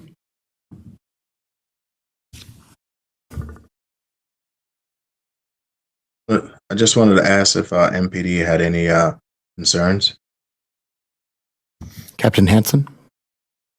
Yes, thank you. The concerns are Rindall Park nearby, and Alder Field also voiced concerns to our captain. We just had a switch in captains over in the East District, and Ed Marshall is our newest captain, and he sent me an email also concerned with these individual bottles and the frequency that people would come from either Rindall Park to grab them or be in their walking nature and go over to Rindall Park and start consuming. So, committee, what additional questions do you have for the applicant? Alder Verveer. Thank you, Chair. Welcome back. You were here in June, correct? Yes, sir. Yep. So thank you. I realize you haven't been open for that long. So I'd like to follow up on a question that our colleague Dr. Reese asked you a few moments ago, and that's about the neighborhood association specifically. We have two communications, one from the Alder of the district, Derek Field, and one from the president of the neighborhood association where your convenience store is located. And in his email, just pulling it up here. In fact, he doesn't have there's not a surname here, so I just have a first name, Hilton. Even the email address doesn't have a last name. But it says, and I won't read the whole email, and by the way, if I could parenthetically say it, Mr. Verbeek, this doesn't appear in Legistar for some reason, so the Alder's communication is in Legistar, but the neighborhood association president's email is only in the packet that we have access to as committee members. Anyway, he says here, quote, "I am the Mayfair Park Neighborhood Association president. On behalf of MPNA, we are opposed to this proposed change and have let the applicant know so." So do you recall a conversation with the neighborhood association president, someone named Hilton? No, sir. I've sent emails. I can look at my sent information, but they were asked, the questions they were, if I remember asking, is the site address, what address this was for. There weren't any other questions that they were asked, or if they, and I did not see I was working there on the site that was, that stated on the, for the questions and answers for the neighborhood. But I did not see anybody in person the time that's posted on the, And no telephone conversation? No, sir. Or no, sir. someone coming up to you outside of the Absolutely hours not, you had no. posted on your orange sign? No. Okay. Did you have a direct conversation with Alder Field? No, sir. I've left messages on the recommended phone numbers by the city, emails, but someone from email reached out to me and I replied back with the site address, but there weren't any other questions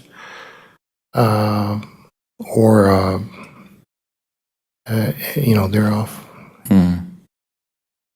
And the other question I want to add is that we have there's another site that is half a block from another station, and on each side of us, they're in the striking distance of Randall Park. They are able to sell this product. So that's, something that we should be consistent if that's happening. But we are, I personally work close to a lot of the Madison police officers. I'm not sure if Captain MPD know, but we have not had any issues with anyone, employees or any one trying to open or drink beer with, there's nothing like that is happening there. I don't know if that something was, I think I heard somebody saying that there's a chance people will be going to the park and drinking, and, that could happen from anywhere. They don't have to come grab one, they can grab 6-pack. So it's not, but just my thought. What establishment were you referring to that you don't believe has any conditions on their license? Did you say it's only within a block? Yeah, there is another convenience store. It's a there are another 2 gas stations close to 3859. They're close to the Randall Park as well. So Reynolds Park? Or? I'm sorry, whichever park this is that. Rindall and East Washington Rindall, Avenue. okay, my apologies. Like Reynolds Park, Yeah, nowhere near I that. just don't know the name of the park. I know there is a park on the other side of the street. That's actually close to the convenience store than we are, but You don't know the names of either of these other 2 stores? there's a Quick Trip and there's a BP gas station on both sides of 3859 East Washington. And they have no conditions on either of their licenses, as far as you know? I am not sure they're licensed, but I know that they're able to sell single products. Mr. Verbeek, is that something you could confirm? Do you? Yeah, there's for us? there's a Quick Trip on Stoughton Road. Let me look it up. Is that what you were referring to? It's a Quick Trip on East Washington. Okay. Because there's like one right around the corner on Stoughton, but I'll look up. Yeah, there are 3 Quick Trips around us, but they all are able to. There was an establishment not too far from you, but I'm blanking on the name now, where they had a new license. It's closer to East Town Mall, I believe. We put the conditions on their license, and then they asked that they be modified, if not removed outright. And this committee did do so at the request of the previous alder, not the current city council member. And it was something that maybe was a mistake in retrospect. But now I can't remember which establishment that was. I don't know if any of my colleagues know what I'm referring to. There's a Quick Trip at 3528 East Wash. They have 2 conditions: Class A liquor limited to cider and wine sales only. Condition 2, no sale of single bottles or single cans of fermented malt beverage. But that's the 3500 block, you said. 3528 East Wash. Oh, so that's actually more restrictive. And then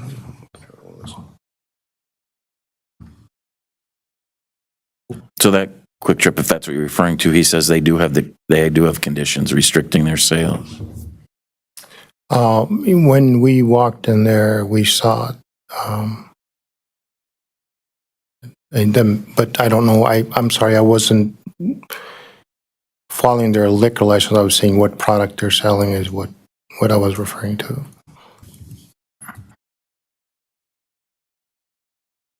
Or even there's a BP actually on the other side of the, I don't know the address for that site either, but they are. 4222 East Wash. Thank you, Ms. Westra. It's my neighborhood. And that's the BP that he's referring to, you think? Refuel pantry. Well, Mr. Verbeck's looking that up for us. If I could ask, with your indulgence, Chair. Ms. Westra, do you recall the establishment I'm thinking of that I thought was closer to Easttown, where they were before this committee in the last couple of years and Captain Gary opposed? He asked for the conditions and then we modified the conditions later. Yeah, were they the liquor store that is next to the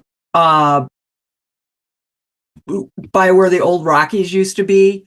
That could be that it's not a convenience store, it's a liquor store. By Pawn America, the Seven Seas liquor store. I think you're right. It wasn't a convenience store. It was a liquor store. Yep. And How far is that from this establishment? Um, Would you say, since it's your neck of the woods? Everything's really close. These guys are a little farther away from the mall there, about 2 or 3 blocks. One of the things, what we told the guy with the liquor store was we wanted to see, because of the neighborhood, the location of the pond, stuff going on at Rindell Park, that we wanted to see success.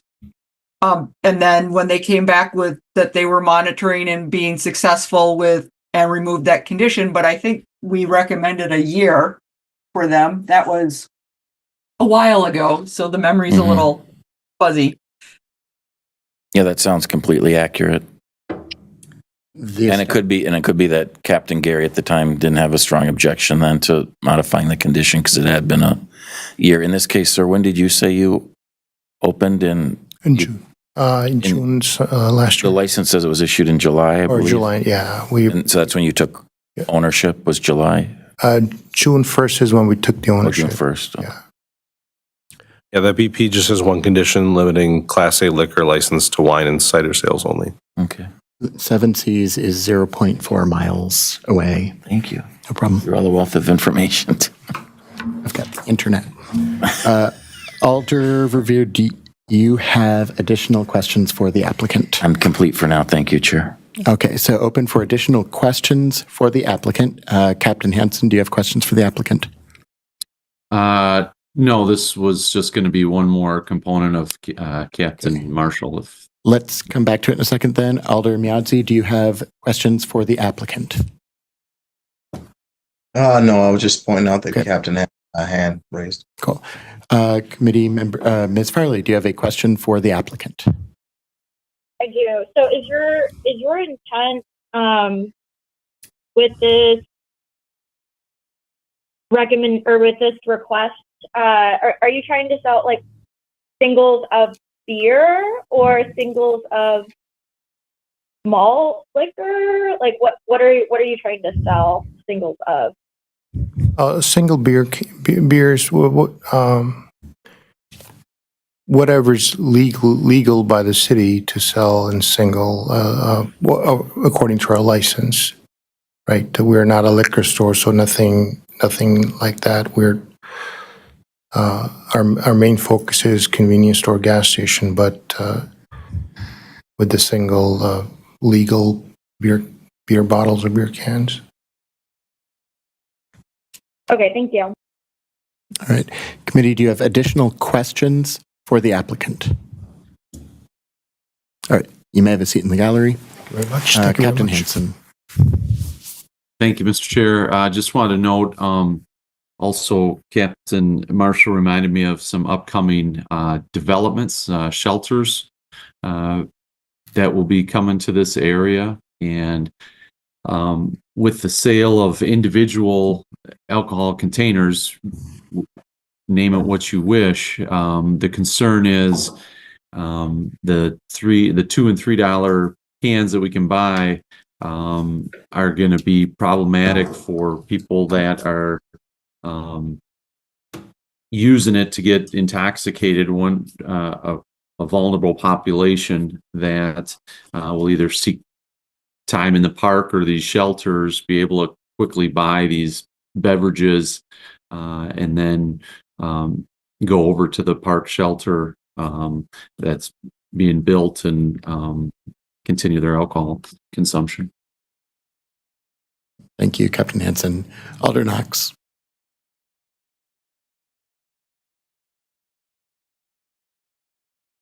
Thank you. Yeah, I was reviewing the letter in the information where apparently the Mayfair Park Neighborhood Association president had some concerns about the single serving alcohol, given its proximity to the density of homeless people in the area and the development of low-income housing in the proximity of that area. So just wanted to make a note that there are some concerns from the neighborhood association. Right. Thank you, Alder Knox. Alder Miadzi. Yeah, because of that concern too, I would definitely be putting a restriction on single alcohol containers, bottles, so forth. So that is a concern. Understand that a lot of establishments around there might be doing the same, but to actually start controlling the amount of alcohol places at around a certain vicinity where we're trying to have people in transition housing, homeless shelter. I think it's really important to really starting to take a very in-depth look at that. Thank you, Alder Miadzi. Committee, any further discussion? Dr. Reese, then Mr. Bruchak, then Ms. Farley. I just want to mention that it's important that we don't assume that because people are unhoused or low income that they automatically will be abusing alcohol in the park. I think it's a very problematic way to talk about this. Certainly we can talk about areas with neighborhoods that have been shown to have patterns of behavior that are problematic, which, you know, we have a lot of documentation of issues in this particular area. So I think it's appropriate to talk about it that way. But I want to make sure we're not casting a wide net over specific people here. Thank you. A fine point. Mr. Bruchak, then Ms. Farley. I don't think that our method towards reducing substance abuse and promoting health, safety, and welfare should involve restricting this business participants' ability to participate and compete on a fair playing field with other businesses in the area. So I would support the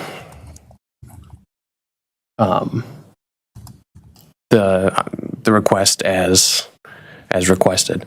And as for purposes of moving the meeting along, I'll move that we approve the request. And would approving that mean striking conditions 1 and 2 from the license? Not the intoxicating liquor.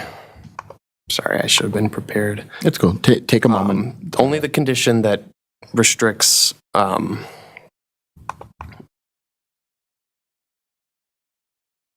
number 2 and number 1, exactly. Right. Striking conditions number 1 and 2. All right, so we have a motion from Mr. Bruchak to strike conditions 1 and 2 from this license. That would leave condition 3, which says Class A liquor license limited to the sale of wine and cider only, but removes all conditions about the amount of beer or fermented malt beverage that can be in a single sale. Do I hear a second to this motion? Ms. Westra, is that a second? Second from Ms. Westra. So Alder Miadzi, then Ms. Farley, then Ms. Westra. I refer to Ms. Restra first. Thanks. Well, Ms. Farley is up next. So, Ms. Farley? Yeah. So I want to thank Dr. Reese for her excellent point earlier. I'm also curious, when we have these kinds of conversations, typically the restrictions that we're placing are with the intent of the health and wellness of the community. And I'd like to know if there were any standard guidelines or research that we base these conditions off of. For example, if these types of conditions have been put in place elsewhere and we've seen actionable or measurable results based off of these types of conditions, or if the conditions are based off of kind of educated assumptions that we're making as a committee. Alder Verveer, at the risk of putting you on the spot, do you have any interest in responding to that? I know you're instrumental in adding some of these conditions. Well, thank you, Chair. I would say I was more instrumental in trying to standardize the conditions than came up with the idea of these sorts of conditions. They predate my service on this committee. When we did this comprehensive review, and I mentioned it was back in 2015, as I recall, when we were discussing a somewhat similar situation with the last agenda item, we did, as a policy-making body, I would like to think, also decided, was this good public policy? Does it make a difference? And the input we received is that it did.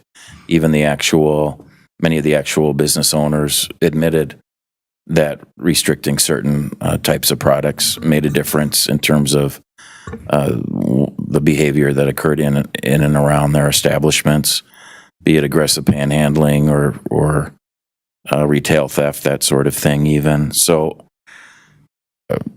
the police department certainly at the time recommended that we continue this sort of thing. I personally am not surprised that the elected alder of the district, the East District Police Commander, and the Neighborhood Association President are all united in their opposition because, in that they all seem to think that it is a very sensitive area. And so I think that, again, perhaps only anecdotally, and I can't point to any statistical analysis or research that was done, that these sorts of conditions are helpful. So I guess I'll leave it at that. All right, Ms. Westra, then Alder Knox. So, I seconded the motion, so we could have the discussion on there. I still haven't quite figured out how I feel about it.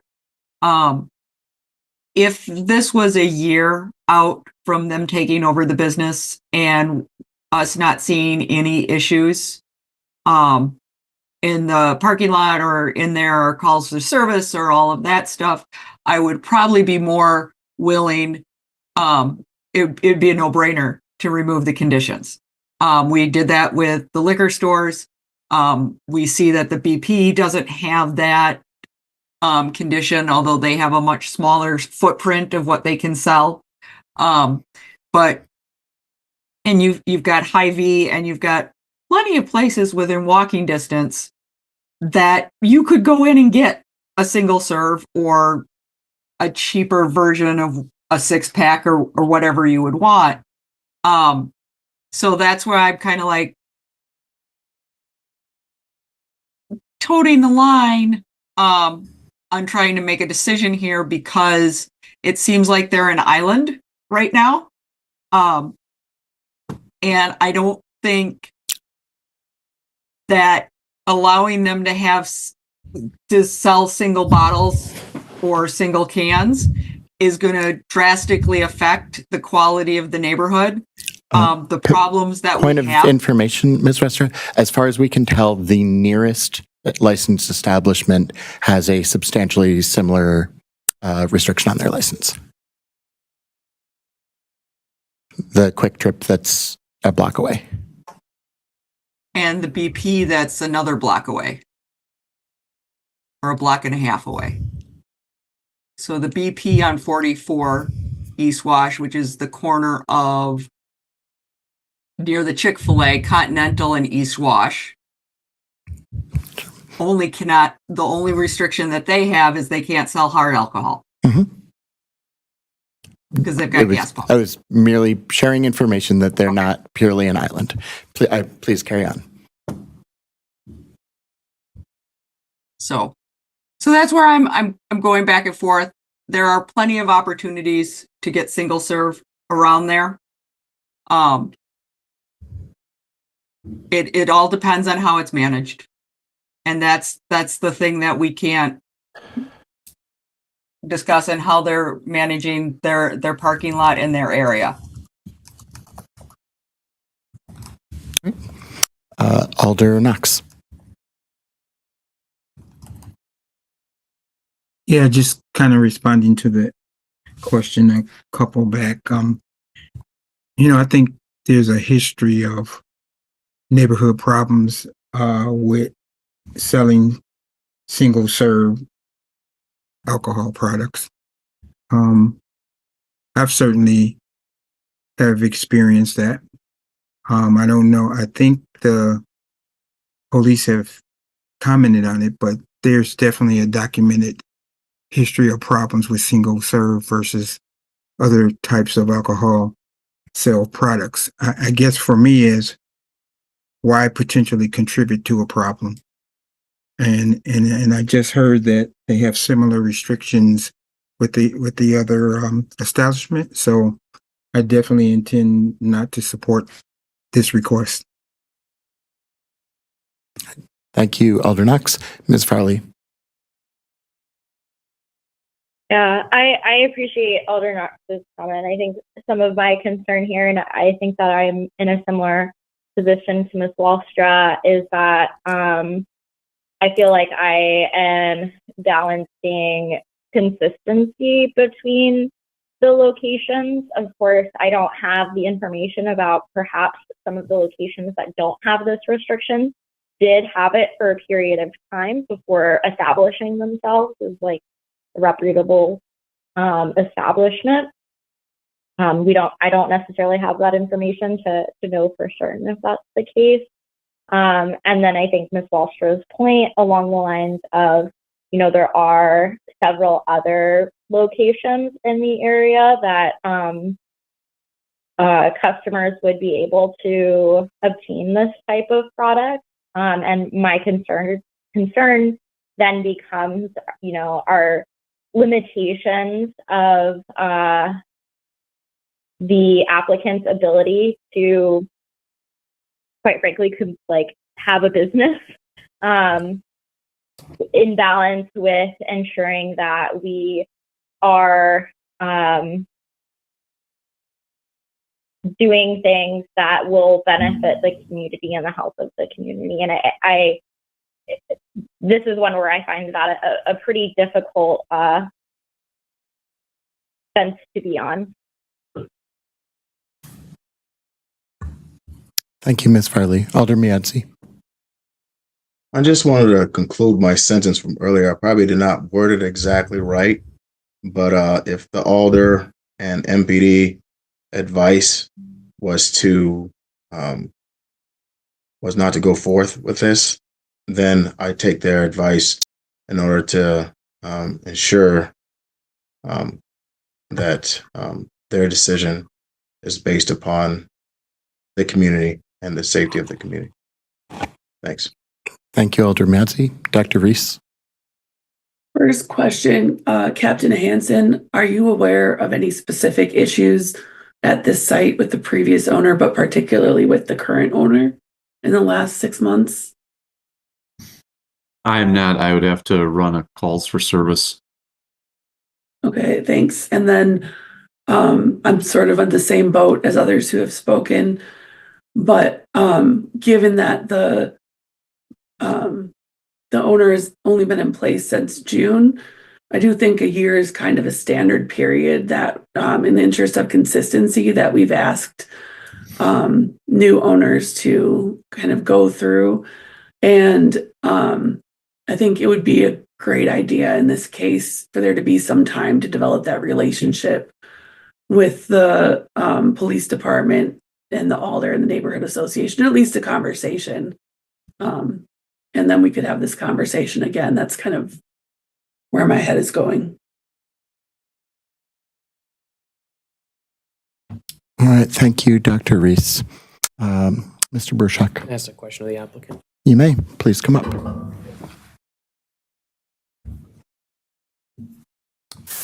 Mr. Thank you very Burshak, much. what is your question? No, Mr. I'm gonna ask- Burshak, what is Oh, your sorry, question? go I'm going to ask you a question, and then whatever you need to say, you can say it in your answer. But did you mention before that you already have a relationship with the police in your area? Yes, sir. Yeah, we have another site on 3510 Packers Avenue. We've been there for 14 years. We've got a great relationship with Northside Police District. I personally work close to a lot of the officers. Officer Henry, there was Officer David White. Officer Henry, he is on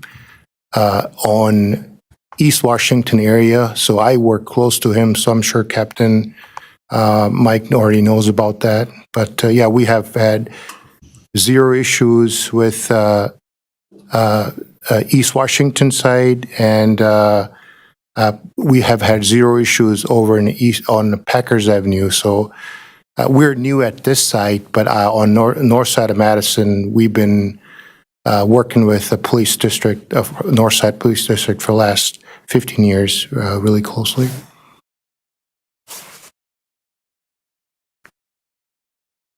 All right. Any further questions, Mr. Burshak? Any other committee members have questions for the applicant? All right. Thank you. May I have a seat again? Thank you very much. Committee, is there any further discussion? All right, so to remind you, the motion is to strike conditions 1 and 2 from this license.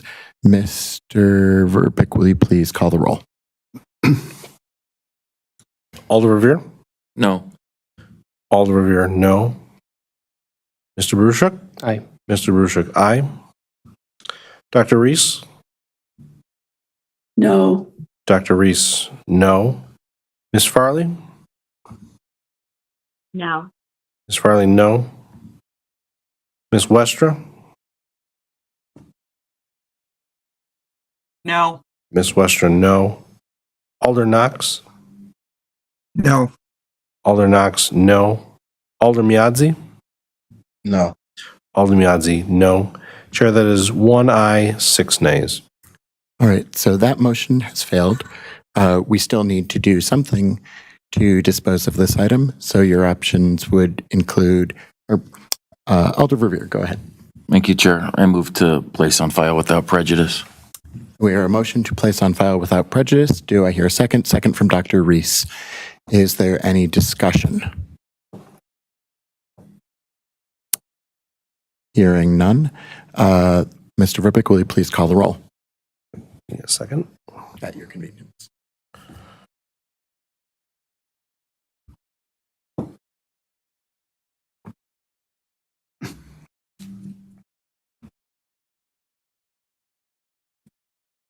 Oops.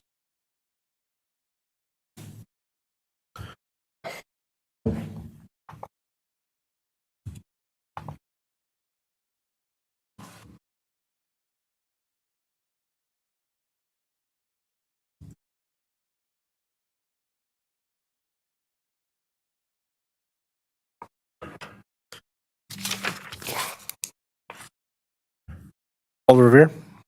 Aye. Alder Revere, aye. Mr. Bruchuk? No. Mr. Bruchuk, no. Dr. Reese? Aye. Dr. Reese, aye. Ms. Farley? Aye. Ms. Farley, aye. Ms. Westra? Aye. Ms. Westra, aye. Alder Knox?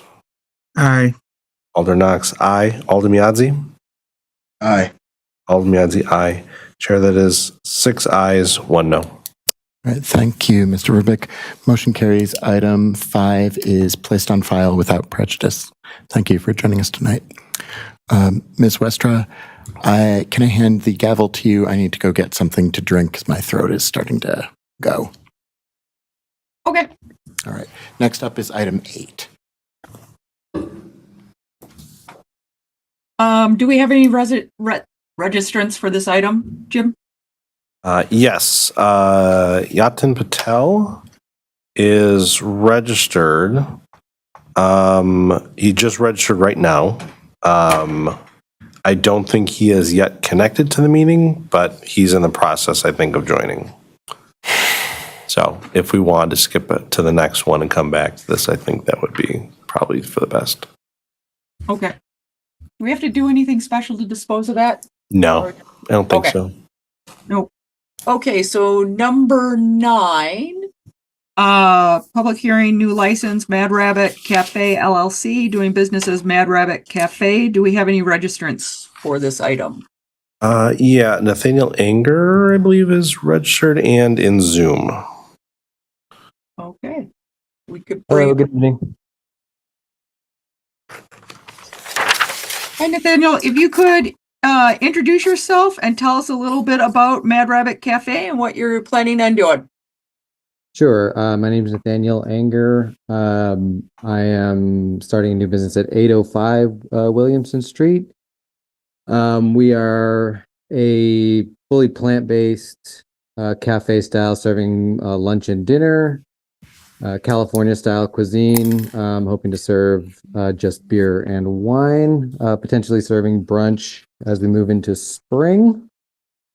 Yeah, that's about it. Anything else you'd like to know?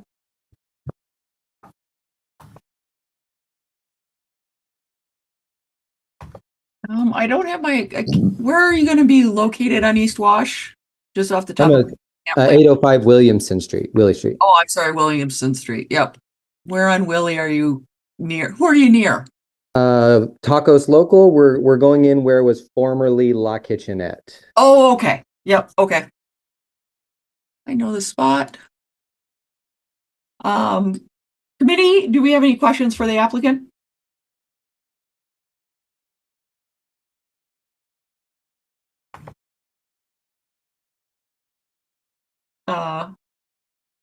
Alder,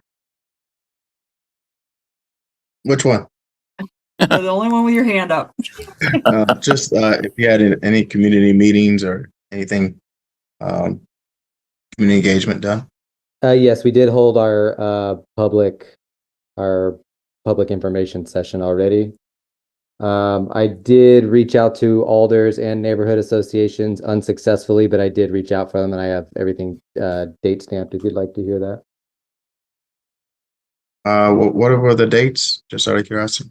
Sure. So I reached out to my neighborhood association on December 13th via email, I think a couple days before that. And I also reached out to my alder on December 13th as well. Left a voicemail with her and left an email, I believe on the same day. All right, thank you. MPD, if you have, do you have any concerns or? No, we spoke, I think it was back in December, and great conversation. Hope I can check out his place sometime. Alder Knox? I was just wondering, did anyone show up to your information session? No, unfortunately not. It was a lonely information session. Okay. And where'd you have it? I had it on site. Okay. On site? Okay. Did you kind of notice the neighborhood, the neighbors around or anything like that? I mean, Willie Street is a fairly busy street. There was quite a bit of foot traffic and car traffic outside. And my notice of application has been posted, for the last month and a half or so. But okay. Otherwise, not much, no. Okay, thanks. Committee, what's your pleasure? Vice Chair Westra, the this is Mike, and you can't see me raising my hand. I'm sorry. Yeah, Since I think you only have a big room shot of us here in the city county building, I do have a And quick also- question for the applicant, please. okay. Thank you, and welcome, Nate. So first, let me just say that both the Marquette Neighborhood Association and Alder Marcia Rummel both have well-earned reputations of being very responsive. So I'm surprised that you didn't hear back from either one of them. I would hopefully take it as good news on both their parts that they realize that your application is quite non-controversial. At least that's my personal analysis of the situation. With that said, though, obviously they still have some time to provide us feedback before this goes to the city council for final consideration next month. I do want to also compliment you on your business plan. I found it quite fun to read, mad with flavor, mad with fun included. My question about your business plan, Nate, is did you only submit to the city clerk's office up to page 3 of 14, or was it the clerk's office that chose to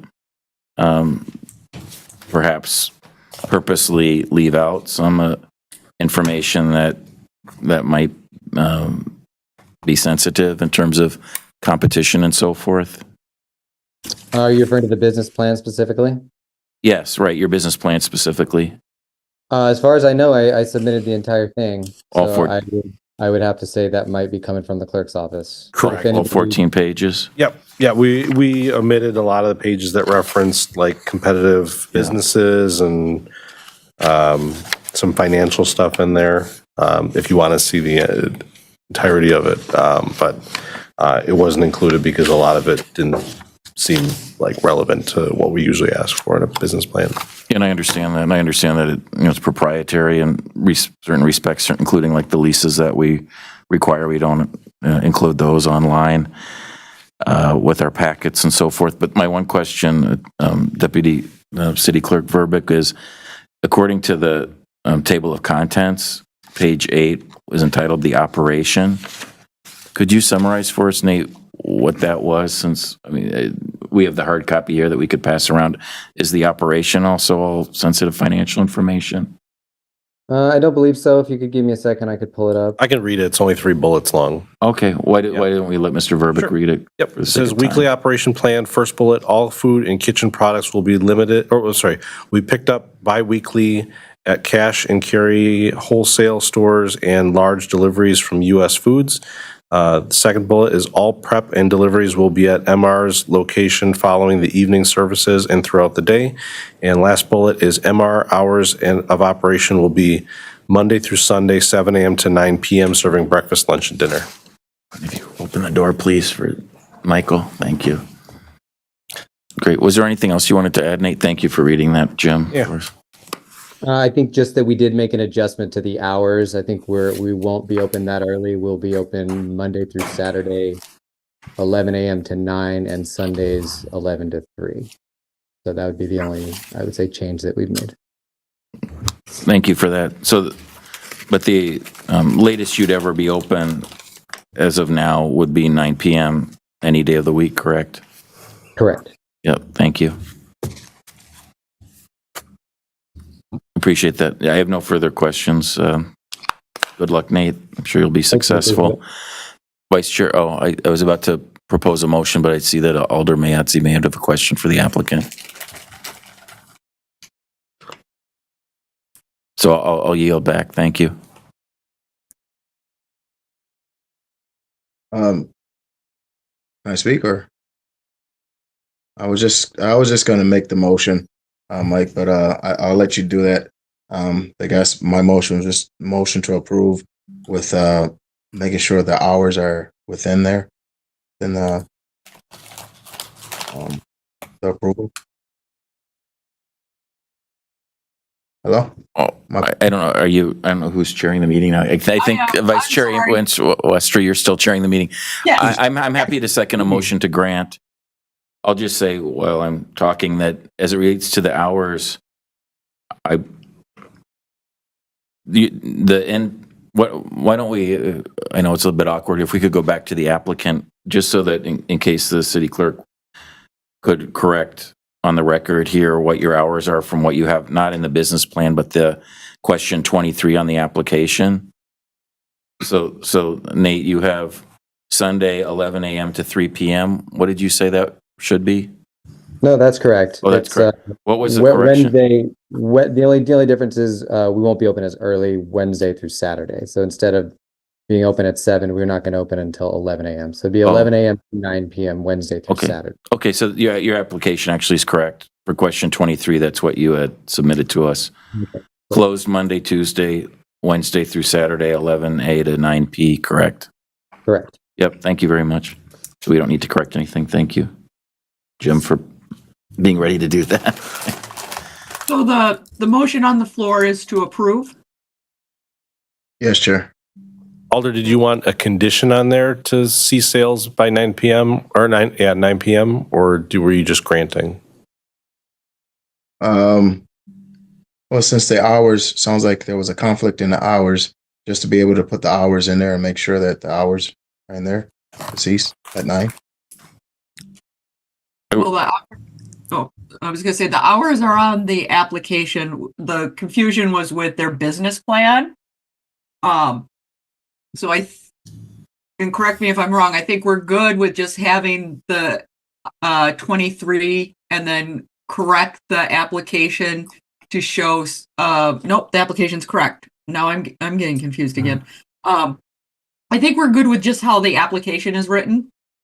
We don't need to write in, I don't think we need to add a condition to cease operations at 9. But Okay, motion to approve. Vice Chair Wester, I know you can't see me raise my hand because I think it's only a big, again, room shot that you're seeing on the screen. But I concur. I don't think that, I think we should provide the applicant flexibility if they want to be open past 9 p.m. on a Friday night, that they are able to do so. My only issue, though, that just occurred to me, if I could, knowing the neighborhood, is hours for the use of the backyard patio. So we have been, to try to, as somewhat of a theme tonight, consistency. I believe that in the past in this neighborhood, we have had restrictions on what time outdoor service is allowed. Does that sound familiar to my colleagues? So anyway, yes. Perhaps it was 11. In the spirit of a condition, perhaps we should say that why don't I interject again? Am I remembering your application correctly, that Nate, that you want to use out the rear patio? Yes. So the landlord who owns the entire lot is opening a restaurant at that. If you're familiar with the space at the top of the driveway with the outdoor patio. So a little bit of that is just kind of up in the air because we're going to be sharing that patio. So it's kind of when he's actually going to be done with his restaurant, which is still under construction. So I don't have yes, we are planning on using it. I don't know. I don't see us using it anytime within the first few months, at least. If that helps. Do you have any idea what their timeline is in terms of seeking a license from us? I believe he was already approved. Oh, okay. In terms of his liquor license, but it's just he's still under construction for just the dining room and finding staff. So Could I suggest, I don't know if all of you are trying to search this as I am, but whoever could first find what condition we placed on perhaps Taco Local, and I forget the name of what's the name of the most recent establishment that hasn't opened yet, Nate? I'm not 100% sure. Oh, you're not sure? Okay. Yeah, I don't think he's even told me what it's called, to be honest. And then my question was going to be, what did La Kitchenette have on there, on their previous license? And I did see Chair Donnelly raise his hand very high in the air to try to catch my. Yeah, Nate, that's the applicant, right? Correct. Nate, I apologize, I had been out of the room for a moment. Does your licensed premises include any outdoor space? Yeah, that the patio that they're referring to. Okay. It's a little patio area. Is that space included in your lease? Yes. Are you the exclusive holder of that space? No. Okay.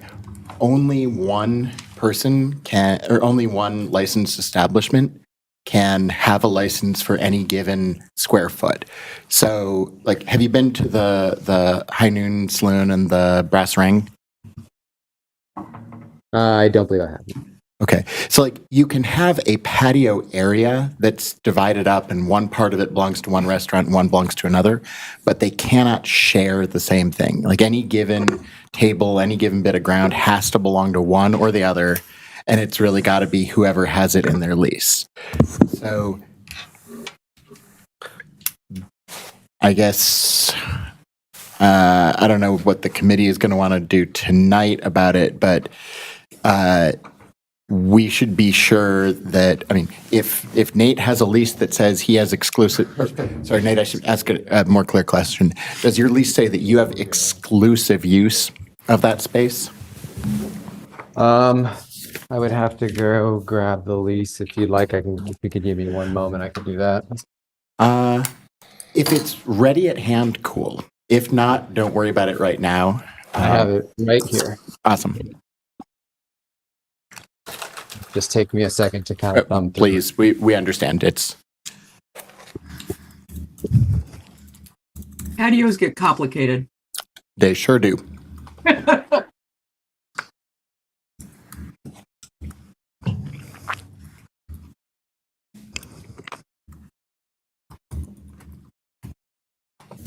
While he's looking that up, like, we've also seen things before where, you know, like, there are multiple businesses that share like a common atrium. And in that case, if any one of them wants to have that as part of their licensed establishment, they need to have a lease that says not only that they get to use the space, but that they are the one who has control of that space. If we have erroneously issued a previous license to someone who does not have exclusive control over a given space, that is a problem with that license, which we need to fix.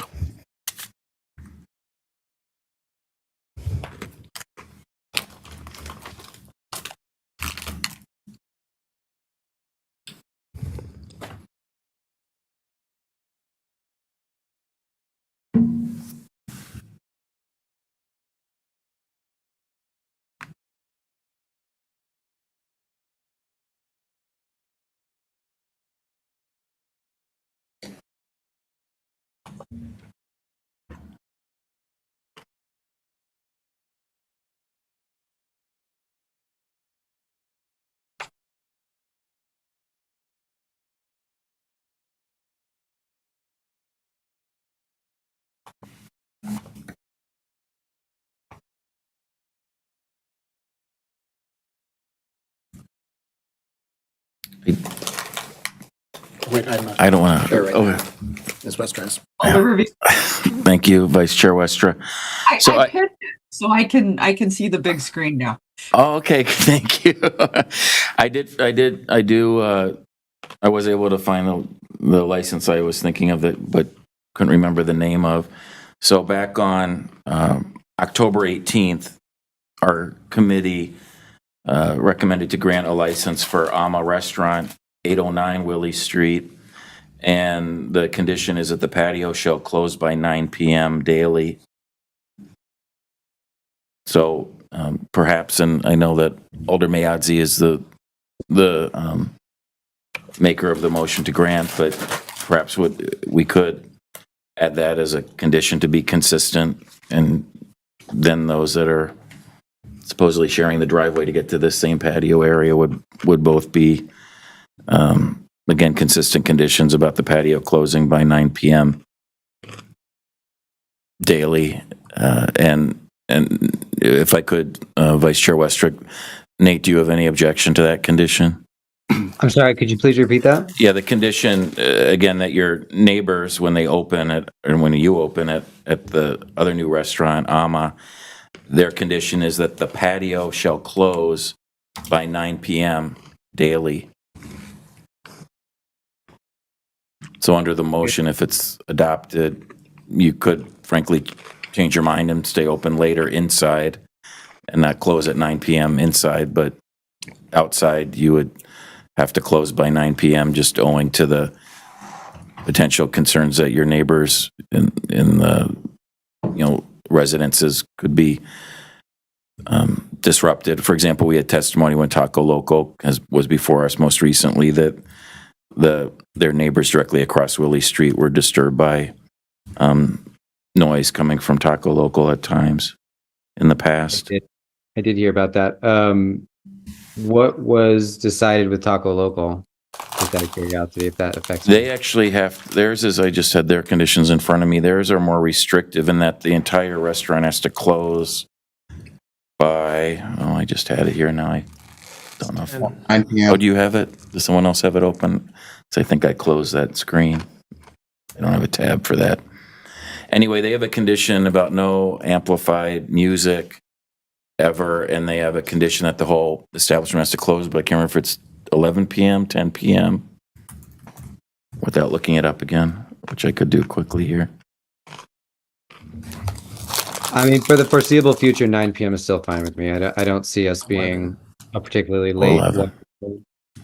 Yeah, so Taco Local is required to shut down completely by 11 p.m. daily. And again, the condition I was just proposing was only your patio would close by 9 p.m., not your inside restaurant. That's fine with, yeah, that's fine. I have no problem with that. I'm not seeing anything about the patio in the lease at the moment. I'll have to get with my landlord, and potentially that was kind of a verbal thing that we didn't put into paper. Gotcha. So whatever you need to do with that information. Chair Donnelly? So my recommendation to the committee would be that we vote on this and approve it, but that between now and the Common Council meeting when this is voted on, Nate would need to provide us with something in writing from the landlord that he has exclusive control over that patio space, and that absent that, what goes to the Common Council is this space with the licensed premises, not including the patio. Would that, so you mentioned that it had to be specifics about, so the understanding between the two of us was that it was going to be shared to a degree. If I was going to serve any alcohol on there, I would have to have a very specific square footage of that patio. Is that what you're saying? Yes, and the other person would have to not have that space. Basically, every square foot of the city of Madison has to fall into either 1 or 0 licensed premises. You can't have overlapping ones. And you, as the owner, don't want overlapping ones, because if something goes wrong in an overlapping space, it's as bad as it would be if it went wrong on each of your individual spaces, with the additional drama that it's unclear whose fault it is. Sure, that makes sense. Okay, well then under that, I would just say that you remove any sort of patio at all from my license. That works as well. And if in the future you did get a lease that gave you exclusive control of all or some of that space, and you came in with an application for a change of licensed premises to expand your premises to include that, that would be in order and not controversial. So I know this isn't necessarily I'm just trying to just looking for clarification on all of this. So because we were under the understanding that potentially we could have guests that would have food at both places. So there wouldn't be anything stopping somebody from eating at his restaurant, but ordering food from mine and just taking it to one of those tables. To the best of my knowledge, that's just fine. And I have anecdotal experience, like going to the malt house and ordering pizza to be delivered there with the approval of the bar. Okay. And my license, the liquor license specifically, is not does cover off premises, does it not? So I don't know. So you can sell for off-premise consumption, but you can't bring alcohol onto another licensed premises that you did not purchase the alcohol from that premises. Yeah. Sure. I'm more concerned with what liability that opens me up to. If Sure. So that's actually a really interesting question. So if you sold a sealed container to someone and they carried it off of your licensed premises, and then they carried it onto somebody else's licensed premises and opened it there, they would be in violation, as would the other licensed premises, which is why, most bars are careful to make sure you don't bring alcohol in with you. It would be nice of you to make it clear to your patrons that they shouldn't do that, but you wouldn't be the one at fault as long as you don't encourage them to do that and the container is sealed when you sell it. Has that answered your question? Yes, absolutely. Cool.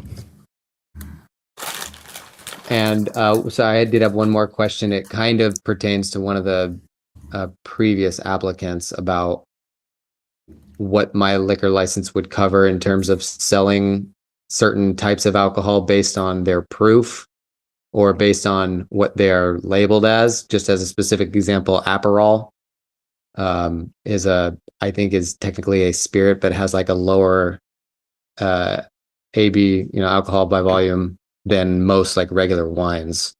So I was just looking for maybe some clarification on what I should be looking out for and what I'm permitted to do in terms of. So you're applying for a Class B beer, Class C wine license. Under the beer, you can sell any fermented malt beverage. Under the Class C wine, you can sell any wine, cider, vermouth, sake, or mead, I believe is the state classification of what is considered a wine. Okay.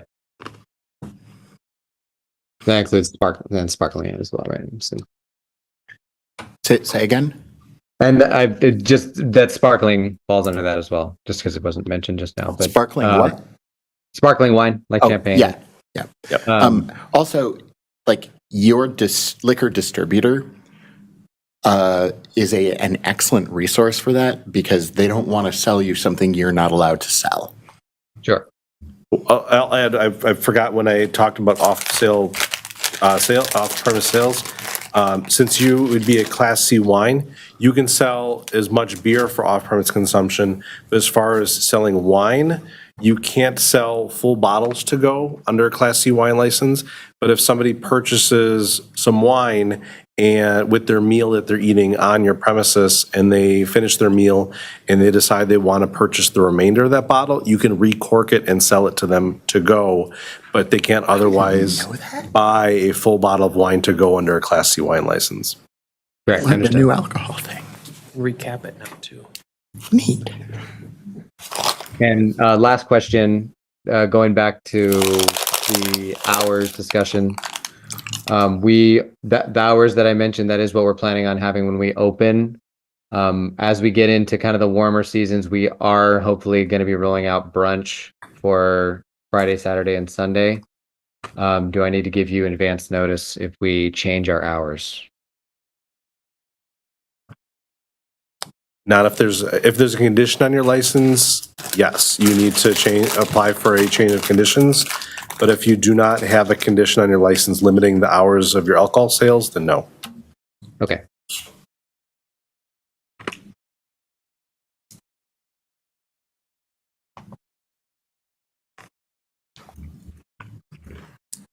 Okay.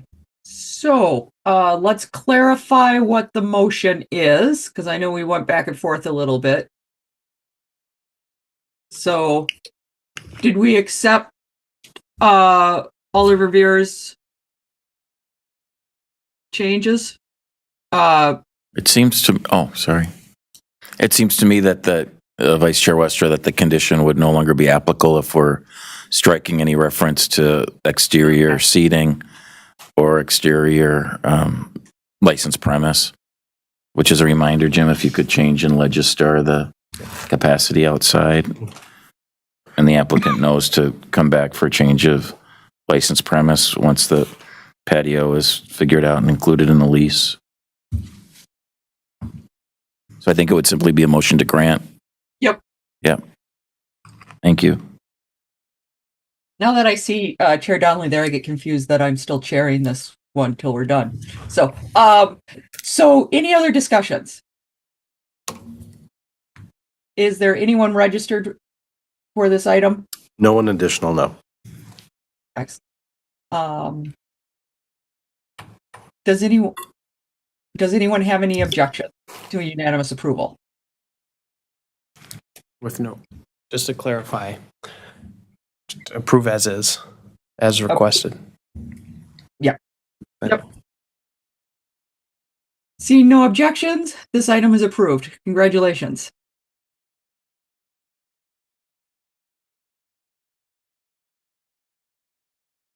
And I gladly give the chair back to Chair Donnelly. I accept the gavel. So Mr. Verbeek has informed me that item 8, as a nerd, I find it delightful that Super 8 is number 8 on our agenda. I never even thought of that. That number 8, we had to skip over to let somebody get some stuff together. So do we have the registrant for item 8?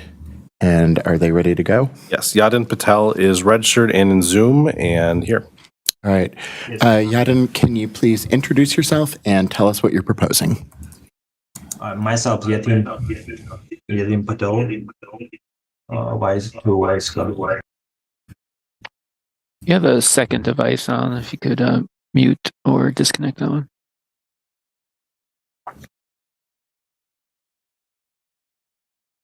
Myself, Yatin Patel, and Super 8 mentions out. So we were trying to do share some beer. We trying to do mat and behind the front desk. So like to lot of guests are asking the beers, and they will have to go and walk away distances like half a mile creek tip. So they always ask, do you guys share beer or something? So we want to make a mat. So we want to do sell beers, single beers. Excellent. Thank you. Committee, what questions do you have for the applicant? Alder Knox. Yeah, thank you. I wasn't sure if I heard him right. Did he say? Can you hear me? Yeah. Did the applicant say he sells malt, or did I just not hear that right? No, we don't sell anything. I'm just applying beer or alcohol license. Okay, thank you. I had a few questions about some things on the license.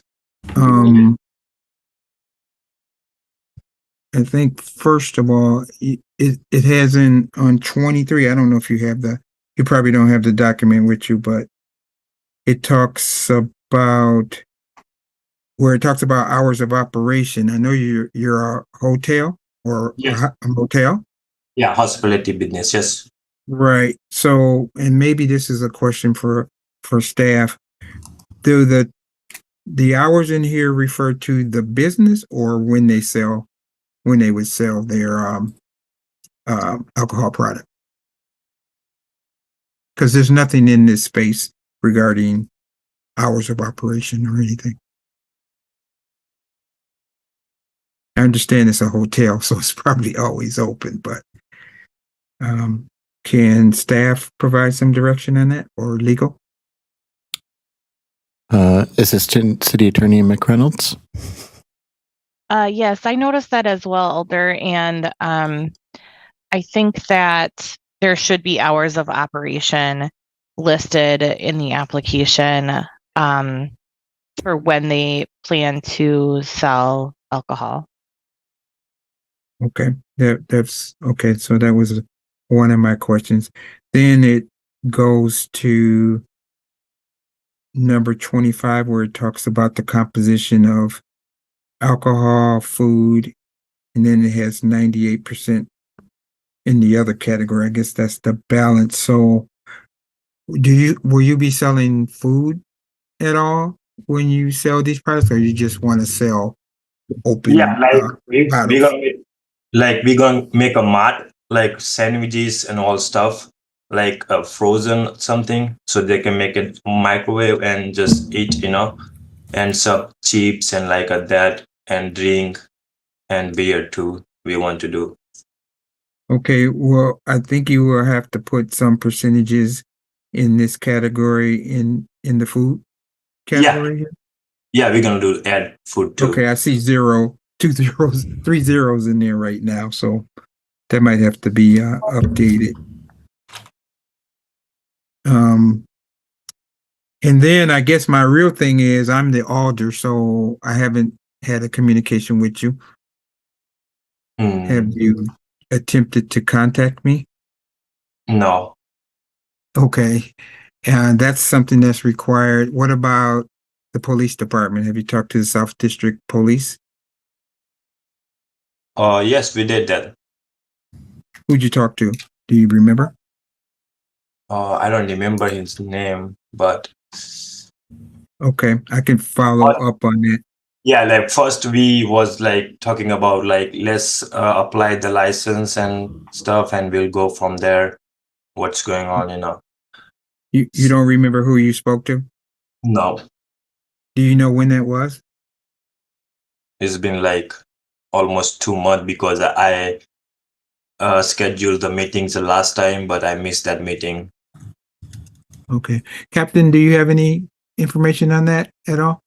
I don't. I did not know that he reached out to Captain, that would be Harrison Zanders, over there in the South District. I do know, from working in the South District from 2019 to early 2023, that there were times where we needed to meet with the Super 8 managers and owners because we had issues with staff being actually at the front desk, and then ensuring that guests were providing their driver's license upon check-in. So I would like to ensure that the applicant does have a solid meeting with Captain Zanders. And then also a general meeting as well. So those were some major questions that I had.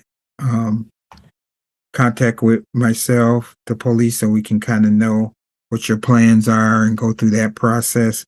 And then I can even help arrange for a neighborhood association meeting as well. So I just have a lot of questions about things that don't appear to be in this application at this time.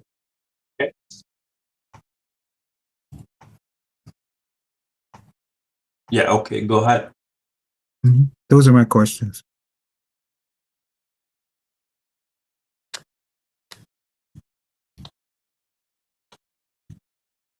Oh, I'm sorry, I didn't get the question. What was the question? No, that was pretty much my question. I guess the only other thing I had, I was curious about 36, where it says the applicant is the applicant indebted into a wholesaler beyond 15 to 30 days. I don't know if that was, you check yes. I don't know if that was a misunderstanding. I would assume that would apply to people who are already, selling alcohol products, but you checked yes on that question. So I was a little curious about that one as well. Yeah. Well, you don't do anything currently, right? You already said you don't. No, don't. Okay. I don't do anything right now. Like we don't sell anything. Okay. That's all the questions I have. Okay. All right, thank you, Alder Knox. Alder Miadzi, then Ms. Westra. Alder Miadzi? I asked to probably refer this to the next meeting to allow Alder Knox and also for the captain to actually have a meeting. Seems like there's a couple other things too they might need to iron out. So All right, so we have a motion to refer to the next regularly scheduled ALRC meeting from Alder Miadzi and a second from Ms. Westra. Is there any discussion of this motion? Hearing none, is there any dissent? Motion carries. Item 8 is referred. Yatin, please make sure to reach out to the people from the police department and to your alder in between now and then. Okay. Next up, item 11, a new license application for Halong Bay at 1353 Willie Street. Do we have a registrant here for this item? Yep, Jacqueline Lay is in the Zoom. Excellent. Jacqueline, would you please introduce yourself and tell us what you're proposing? Good evening. So my name is Jacqueline, as we've mentioned, and my sister, who is Stephanie, and I are becoming the second generations of Halong Bay, which is currently owned by our aunt and uncle. It has, I think at this point, definitely been considered a well-established business in the community, and we have gone on to do other things, such as I have opened up a nail salon, and then I've opened up another restaurant with my sister. So we are just looking forward to kind of bringing Halong Bay into its second era, essentially. We want it to still be Halong Bay and keep the menu the same and things like that, but we do think it needs a little bit of a modern twist to it, and hoping to bring certain things up, such as adding a little bit more of a bar program to accompany the food. All right. Committee, what questions do you have for the applicant? Alder Miadzi.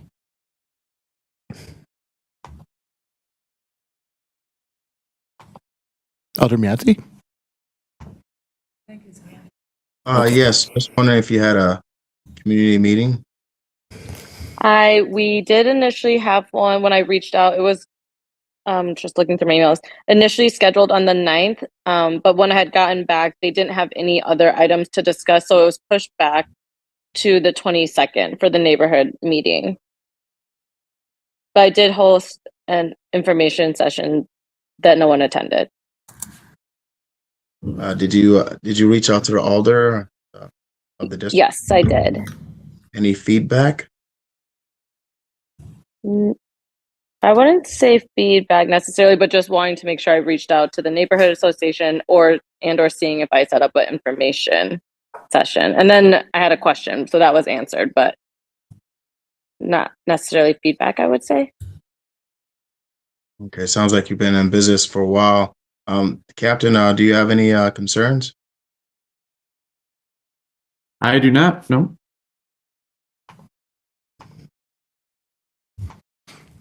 All right. What other questions do people have for the applicant? Alder Verveer. Thank you, Chair. Hi, Jackie. How are you? Good. How are you doing? I'm fine, thanks. Although I have to admit, I've been saddened about Little Palace. Yes. So we at, hope at the risk of just pause. being very much abusing my personal privilege here, can I ask you just before you talk about Halong Bay, how long the pause might be for Little Palace?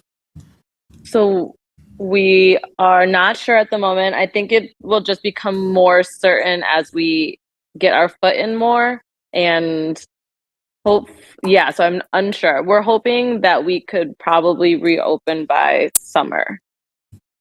Okay. So all your fans on King Street will have to wait till the summer, you think? Yeah, potentially. Okay. Well, you know where I stand on that.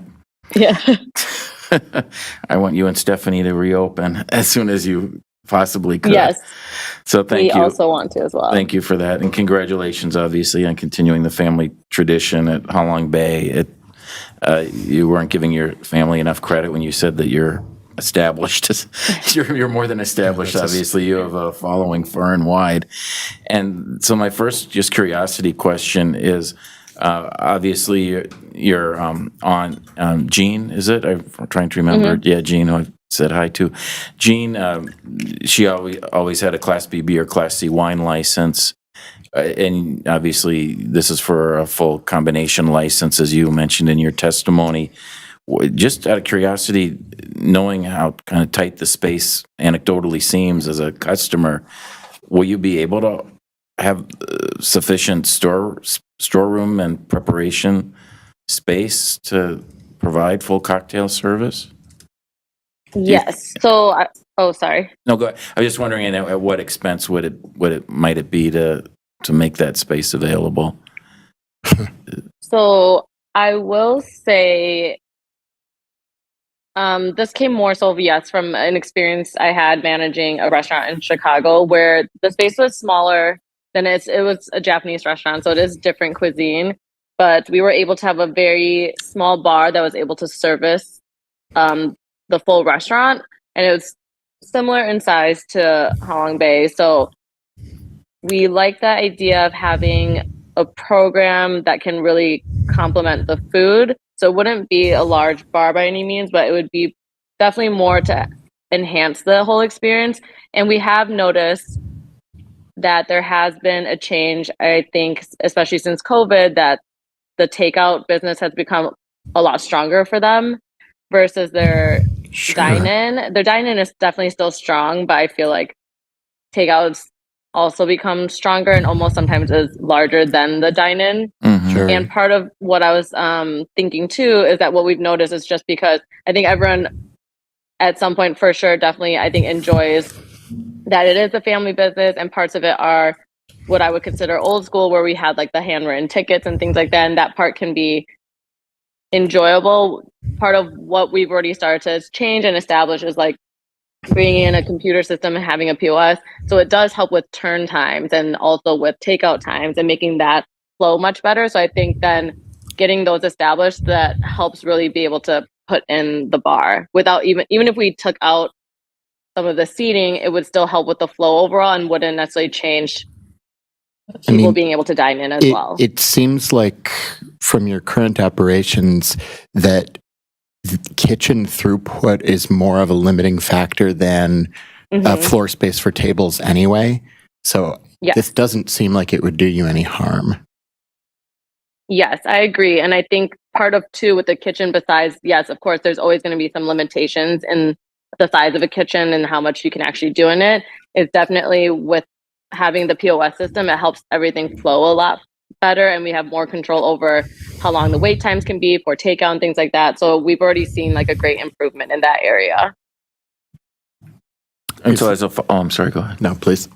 So I'm looking at and I don't know if this was your handwritten diagram, Jackie or someone else drew this, but looking at the diagram, it seems like you aren't planning any major changes in terms of the layout. Is that at least on the first floor that's visible to patrons? Yes. Is that correct? So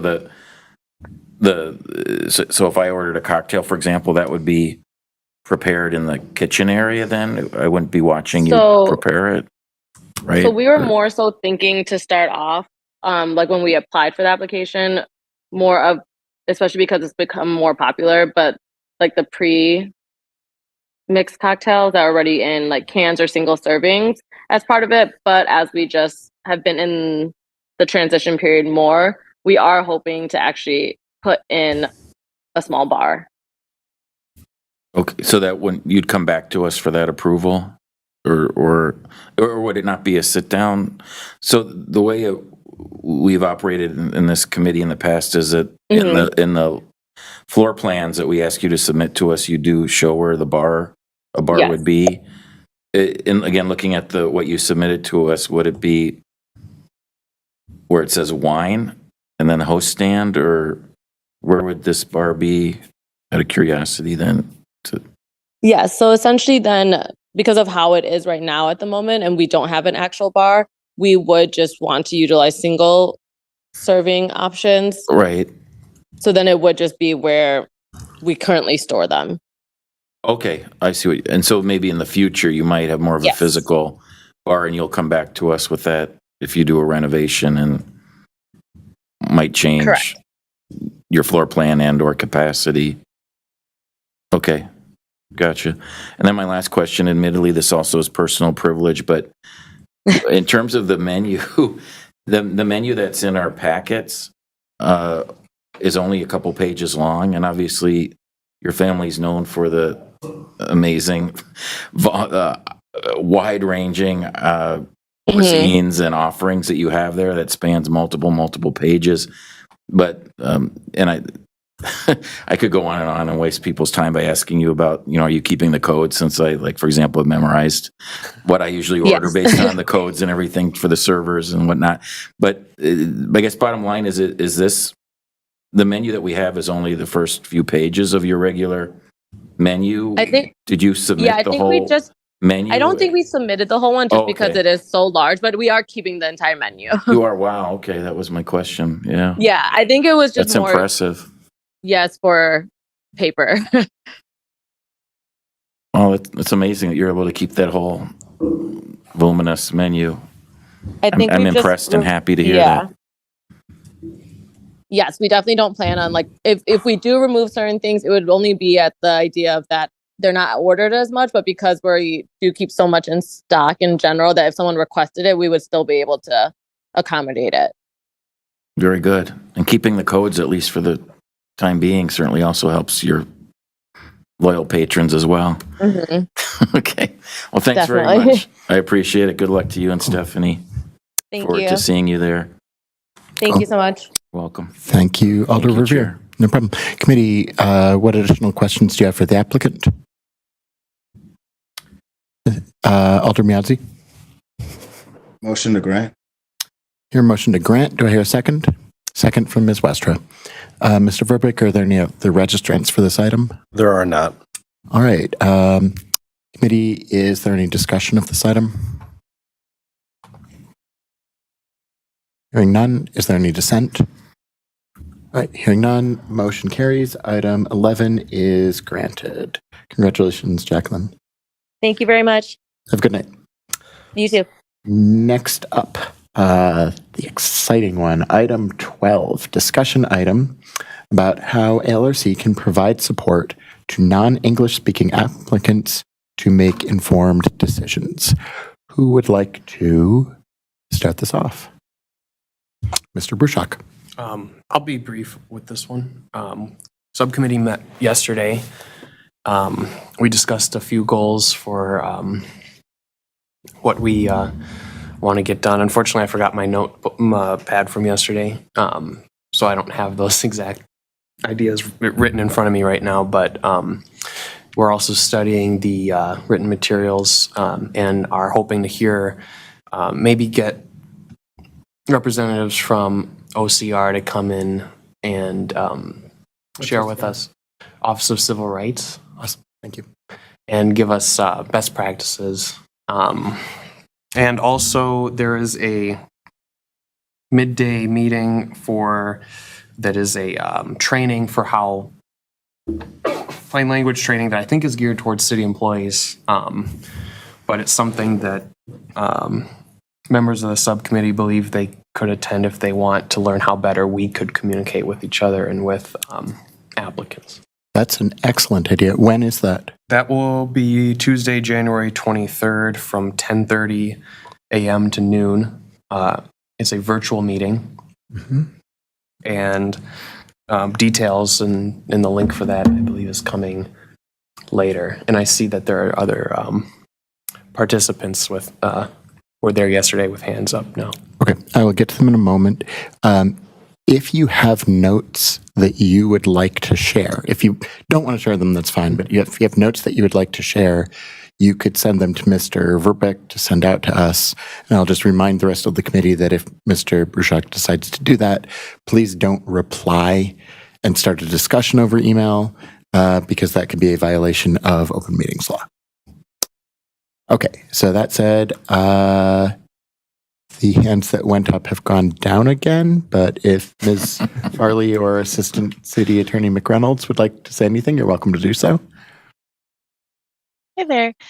So this is not legal advice, but I was at the subcommittee meeting yesterday. I reached out to I'll get her title right here.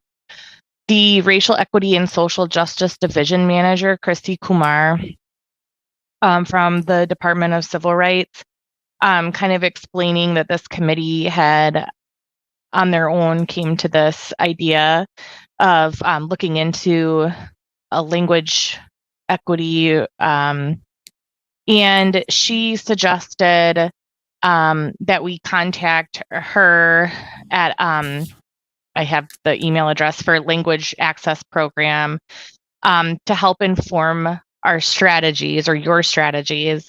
There is something that the city does called an equity analysis, but she said that rather than like going out and asking people for more information, they actually have quite a bit of data on this around best practices. And so she thought that she would be able to assist this committee with some information or ideas moving forward.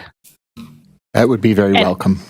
I will send that to Jim along with the information for the plain language training that Mr. Brusick just mentioned. I'll send it to Jim to have him forward it to everyone.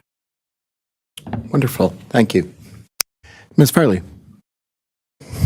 I would just like to apologize to my colleagues here. I'd been hoping to attend that meeting and I didn't realize that I missed it. So thanks for providing some notes and summary of that meeting. Excellent. Any further discussion? Alder Mianzi. Oh, no. So I don't know if it's just the part where we're talking about in this capacity, but I think also too, as we saw earlier tonight, starting from the very beginning to even the public engagement to the meetings, that needs to have some kind of simplicity so people can be able to access and get the information and to have a good public engagement meeting. So we need to even talk about, from the very beginning all the way through the whole process. So thank you, Alder Mianzi. What else would people like to discuss? Alder Revere. Thank you, Chair.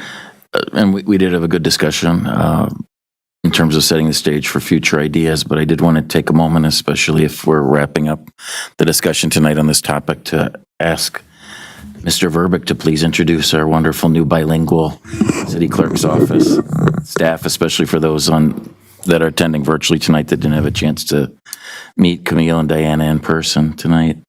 Yeah, Deanna, Camille are two recent hires to our clerk's office. We're very happy to have them. They are bilingual, and we look forward to having their assistance in improving our access to those who are primarily Spanish speaking. So I don't know if you want to each introduce yourselves. Yeah. My name's Diana, and yeah, I've just been here for 3 weeks. Yeah, excuse me. I don't think I'm going to show up on camera. My name's Camille. I have also been here for 3 weeks and am excited to get to know some folks in the community and especially engage with some of our Spanish-speaking prospective business owners. Can I ask, in the short 3 weeks that you've been with us, have either of you interacted with our Spanish-speaking applicants and or license holders much yet? As we're getting acquainted with a bunch of the different tasks that the clerk office does, we've been doing trainings both here and there. So just a little bit, but they're one of the applicants from earlier. I'm forgetting his name, but Roger from La Playita. okay, there you go. Yeah, so there was missing information on his application about Yeah, the background check. background checks. So email correspondence, but at this point, very limited. Yeah. Well, I'm sure it'll ramp up quickly. Yeah, I had Camille send that email so that way we could do it in the applicant's native language. And Yeah, I gave them both a brief little overview on creating stuff for the agenda for next month. There's no translations required for next month, so we haven't had anyone in that month period where they require any sort of translation, so. That's a surprise. Yeah, but they're available, so. We referred something. That's true. We did refer. And I did mention that. I said, when we talked about it today, I said there's no request for translation, but who knows, we might have one referred from today and we'll request it later, so. And sure enough. Yep. So I know that with the remote work that city employees are able to do now, is it possible that even if you're working from home, though, that your colleagues that are at the counter could have you assist with interpreting and answering questions, and so they don't have to use a language line like in the old days and so forth? You know what? I'm Is not that part of sure the plan, what Jim, or- model for that is, and what we'll decide. Yeah, I'm not sure. It's the layout isn't, the layout's not great for the Well, phone, but it's even worse, I think, to try to have somebody. In your temporary digs across the Yeah, to even have somebody either, whether it's going through Zoom or getting them on the phone for something like that. Yeah, I will say I don't think either of you have been scheduled much out of the office since you've been here, because I think. Well, there's you're just still so busy being trained on everything. Yeah, there's so much all learning that aspects. they're doing right now. We're throwing a lot at them right now. We're trying to make sure they're not overwhelmed and that they always know that they can ask questions anytime on anything. But yeah, It would be amazing if one of you could always be in person, so that they could depend on your skills whenever anyone comes to the counter. Lucky for us, there's so much to do in the office and outside of the office. Oh yes, especially in a big election year. Right, not having too much, but yeah, happy to help wherever we can. Well, welcome again. I think the addition of the two of you will go a long ways toward what we're trying to do here with this agenda item. Indeed. Thank you. All right. Alder Knox, then Alder Mianzi.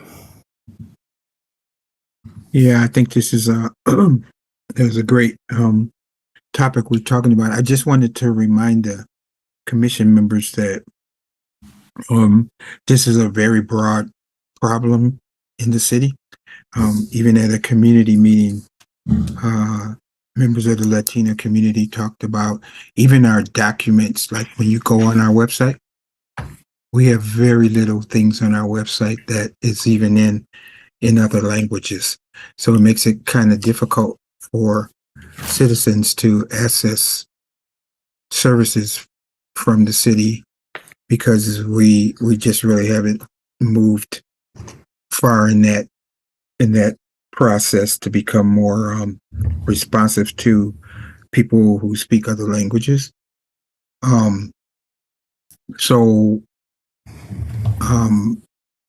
Just to make the point that this is even difficult for English language person process to go through.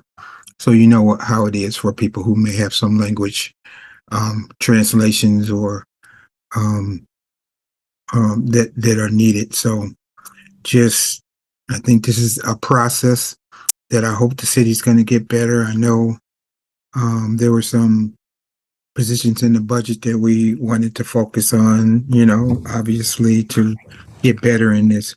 And so it's going to be a work in progress. Thanks. Thank you, Alder Knox. Alder Mianzi. I blame Alder Knox. He took the words right out of my mouth. But at the same time, I just wanted to say that at the clerk's office, do we have people readily available? Because I never really asked, but I mean, do you guys have people readily available when people come up to ask questions? Is there always a translator in office? there's not a translator in the office, but we do have access to a language line solutions, which offers a variety of languages. I know we've done Spanish, Mandarin, yeah, Mandarin. I mean, there's a lot of different ones. We've done Thai recently, but yeah, there's a full list. I think we usually have like a chart or whatever that they can point to as far as which languages that we offer for translation. Okay, and the person at the counter probably tells them right away, like, do you need help right away, or I mean, how does that just trying to see how we can. Yeah, I mean, usually we address them and then they start talking, and then we obviously know that there's a language barrier between us, and then we can ask for an interpreter. And I mean, for the most part, they can articulate the language. I don't think we have our chart in our temporary space, but I know other city agencies and in our previous space, we had a chart that had all the languages and that they could point to and say, this is the one that we need. And we could ask the Language Line Solutions to get an interpreter for those particular languages. Thank you. Thank you, Alderman Yancey.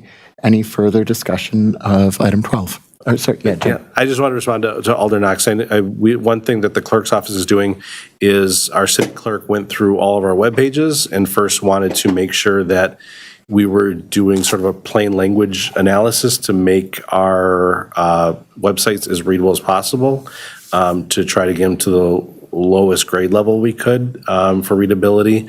And we're working on getting all our websites, so the clerk's office translated to Spanish, Mandarin, and Hmong. And then, because the new website application that the city just switched to makes it more easier to switch between those three languages. So we're looking to get all the clerk's pages translated to those languages.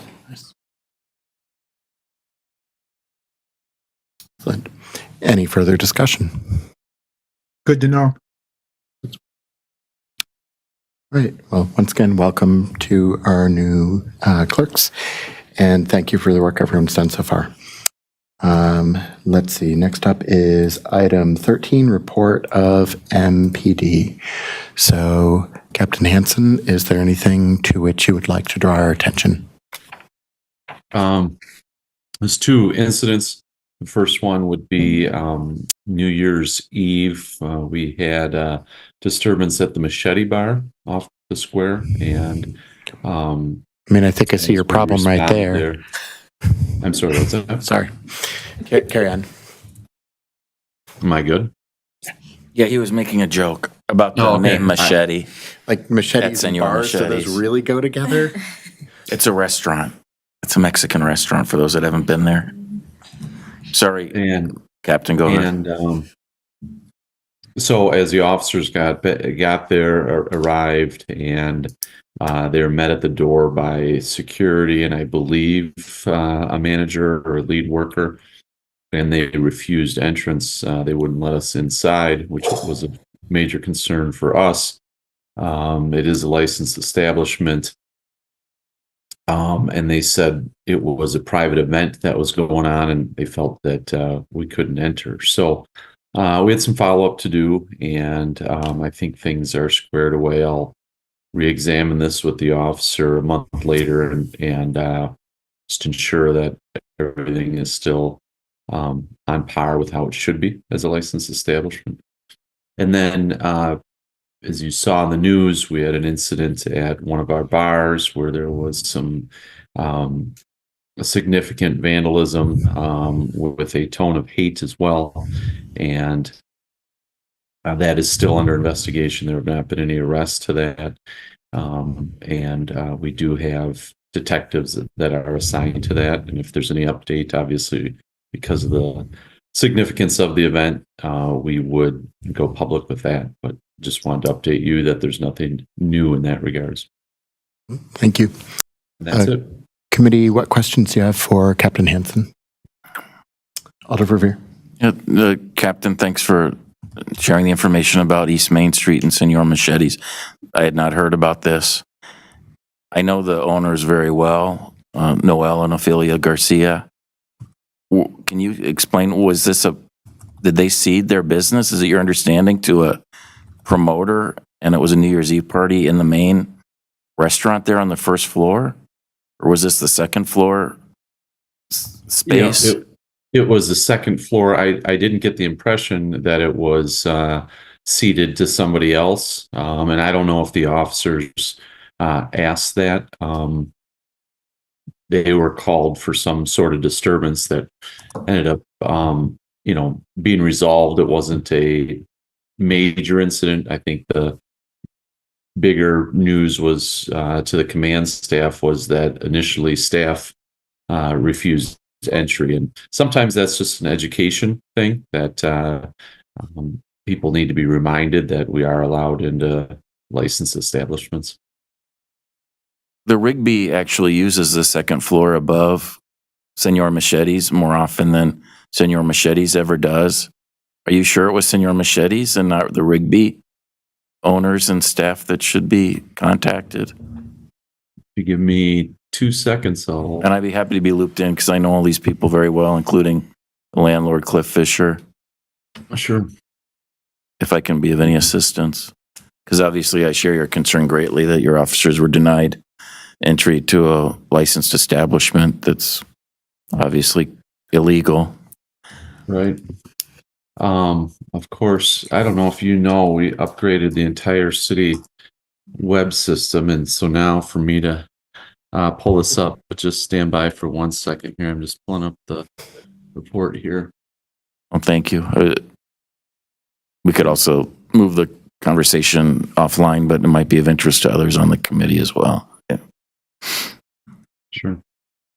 I don't mean to malign the Rigby either, but I know anecdotally that, again, they seem to have shared the space, and maybe it goes to Chair Donnelly's point earlier in the meeting that we really need to define how that second floor party space is used when it's 3 tenants, same building, same landlord, all.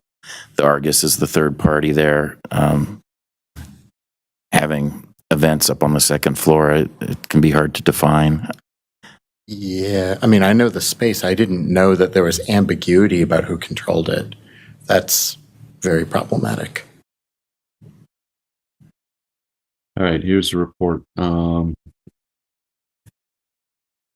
Okay, so this was on New Year's Eve, approximately 1:35 a.m. There's an active fight at the Machete Bar on Main Street, near the Rigby Bar.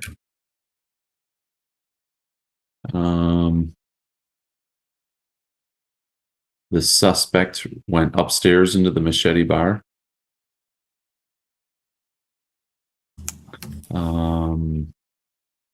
And there were 2 security guards and somebody described as a bar manager standing in front.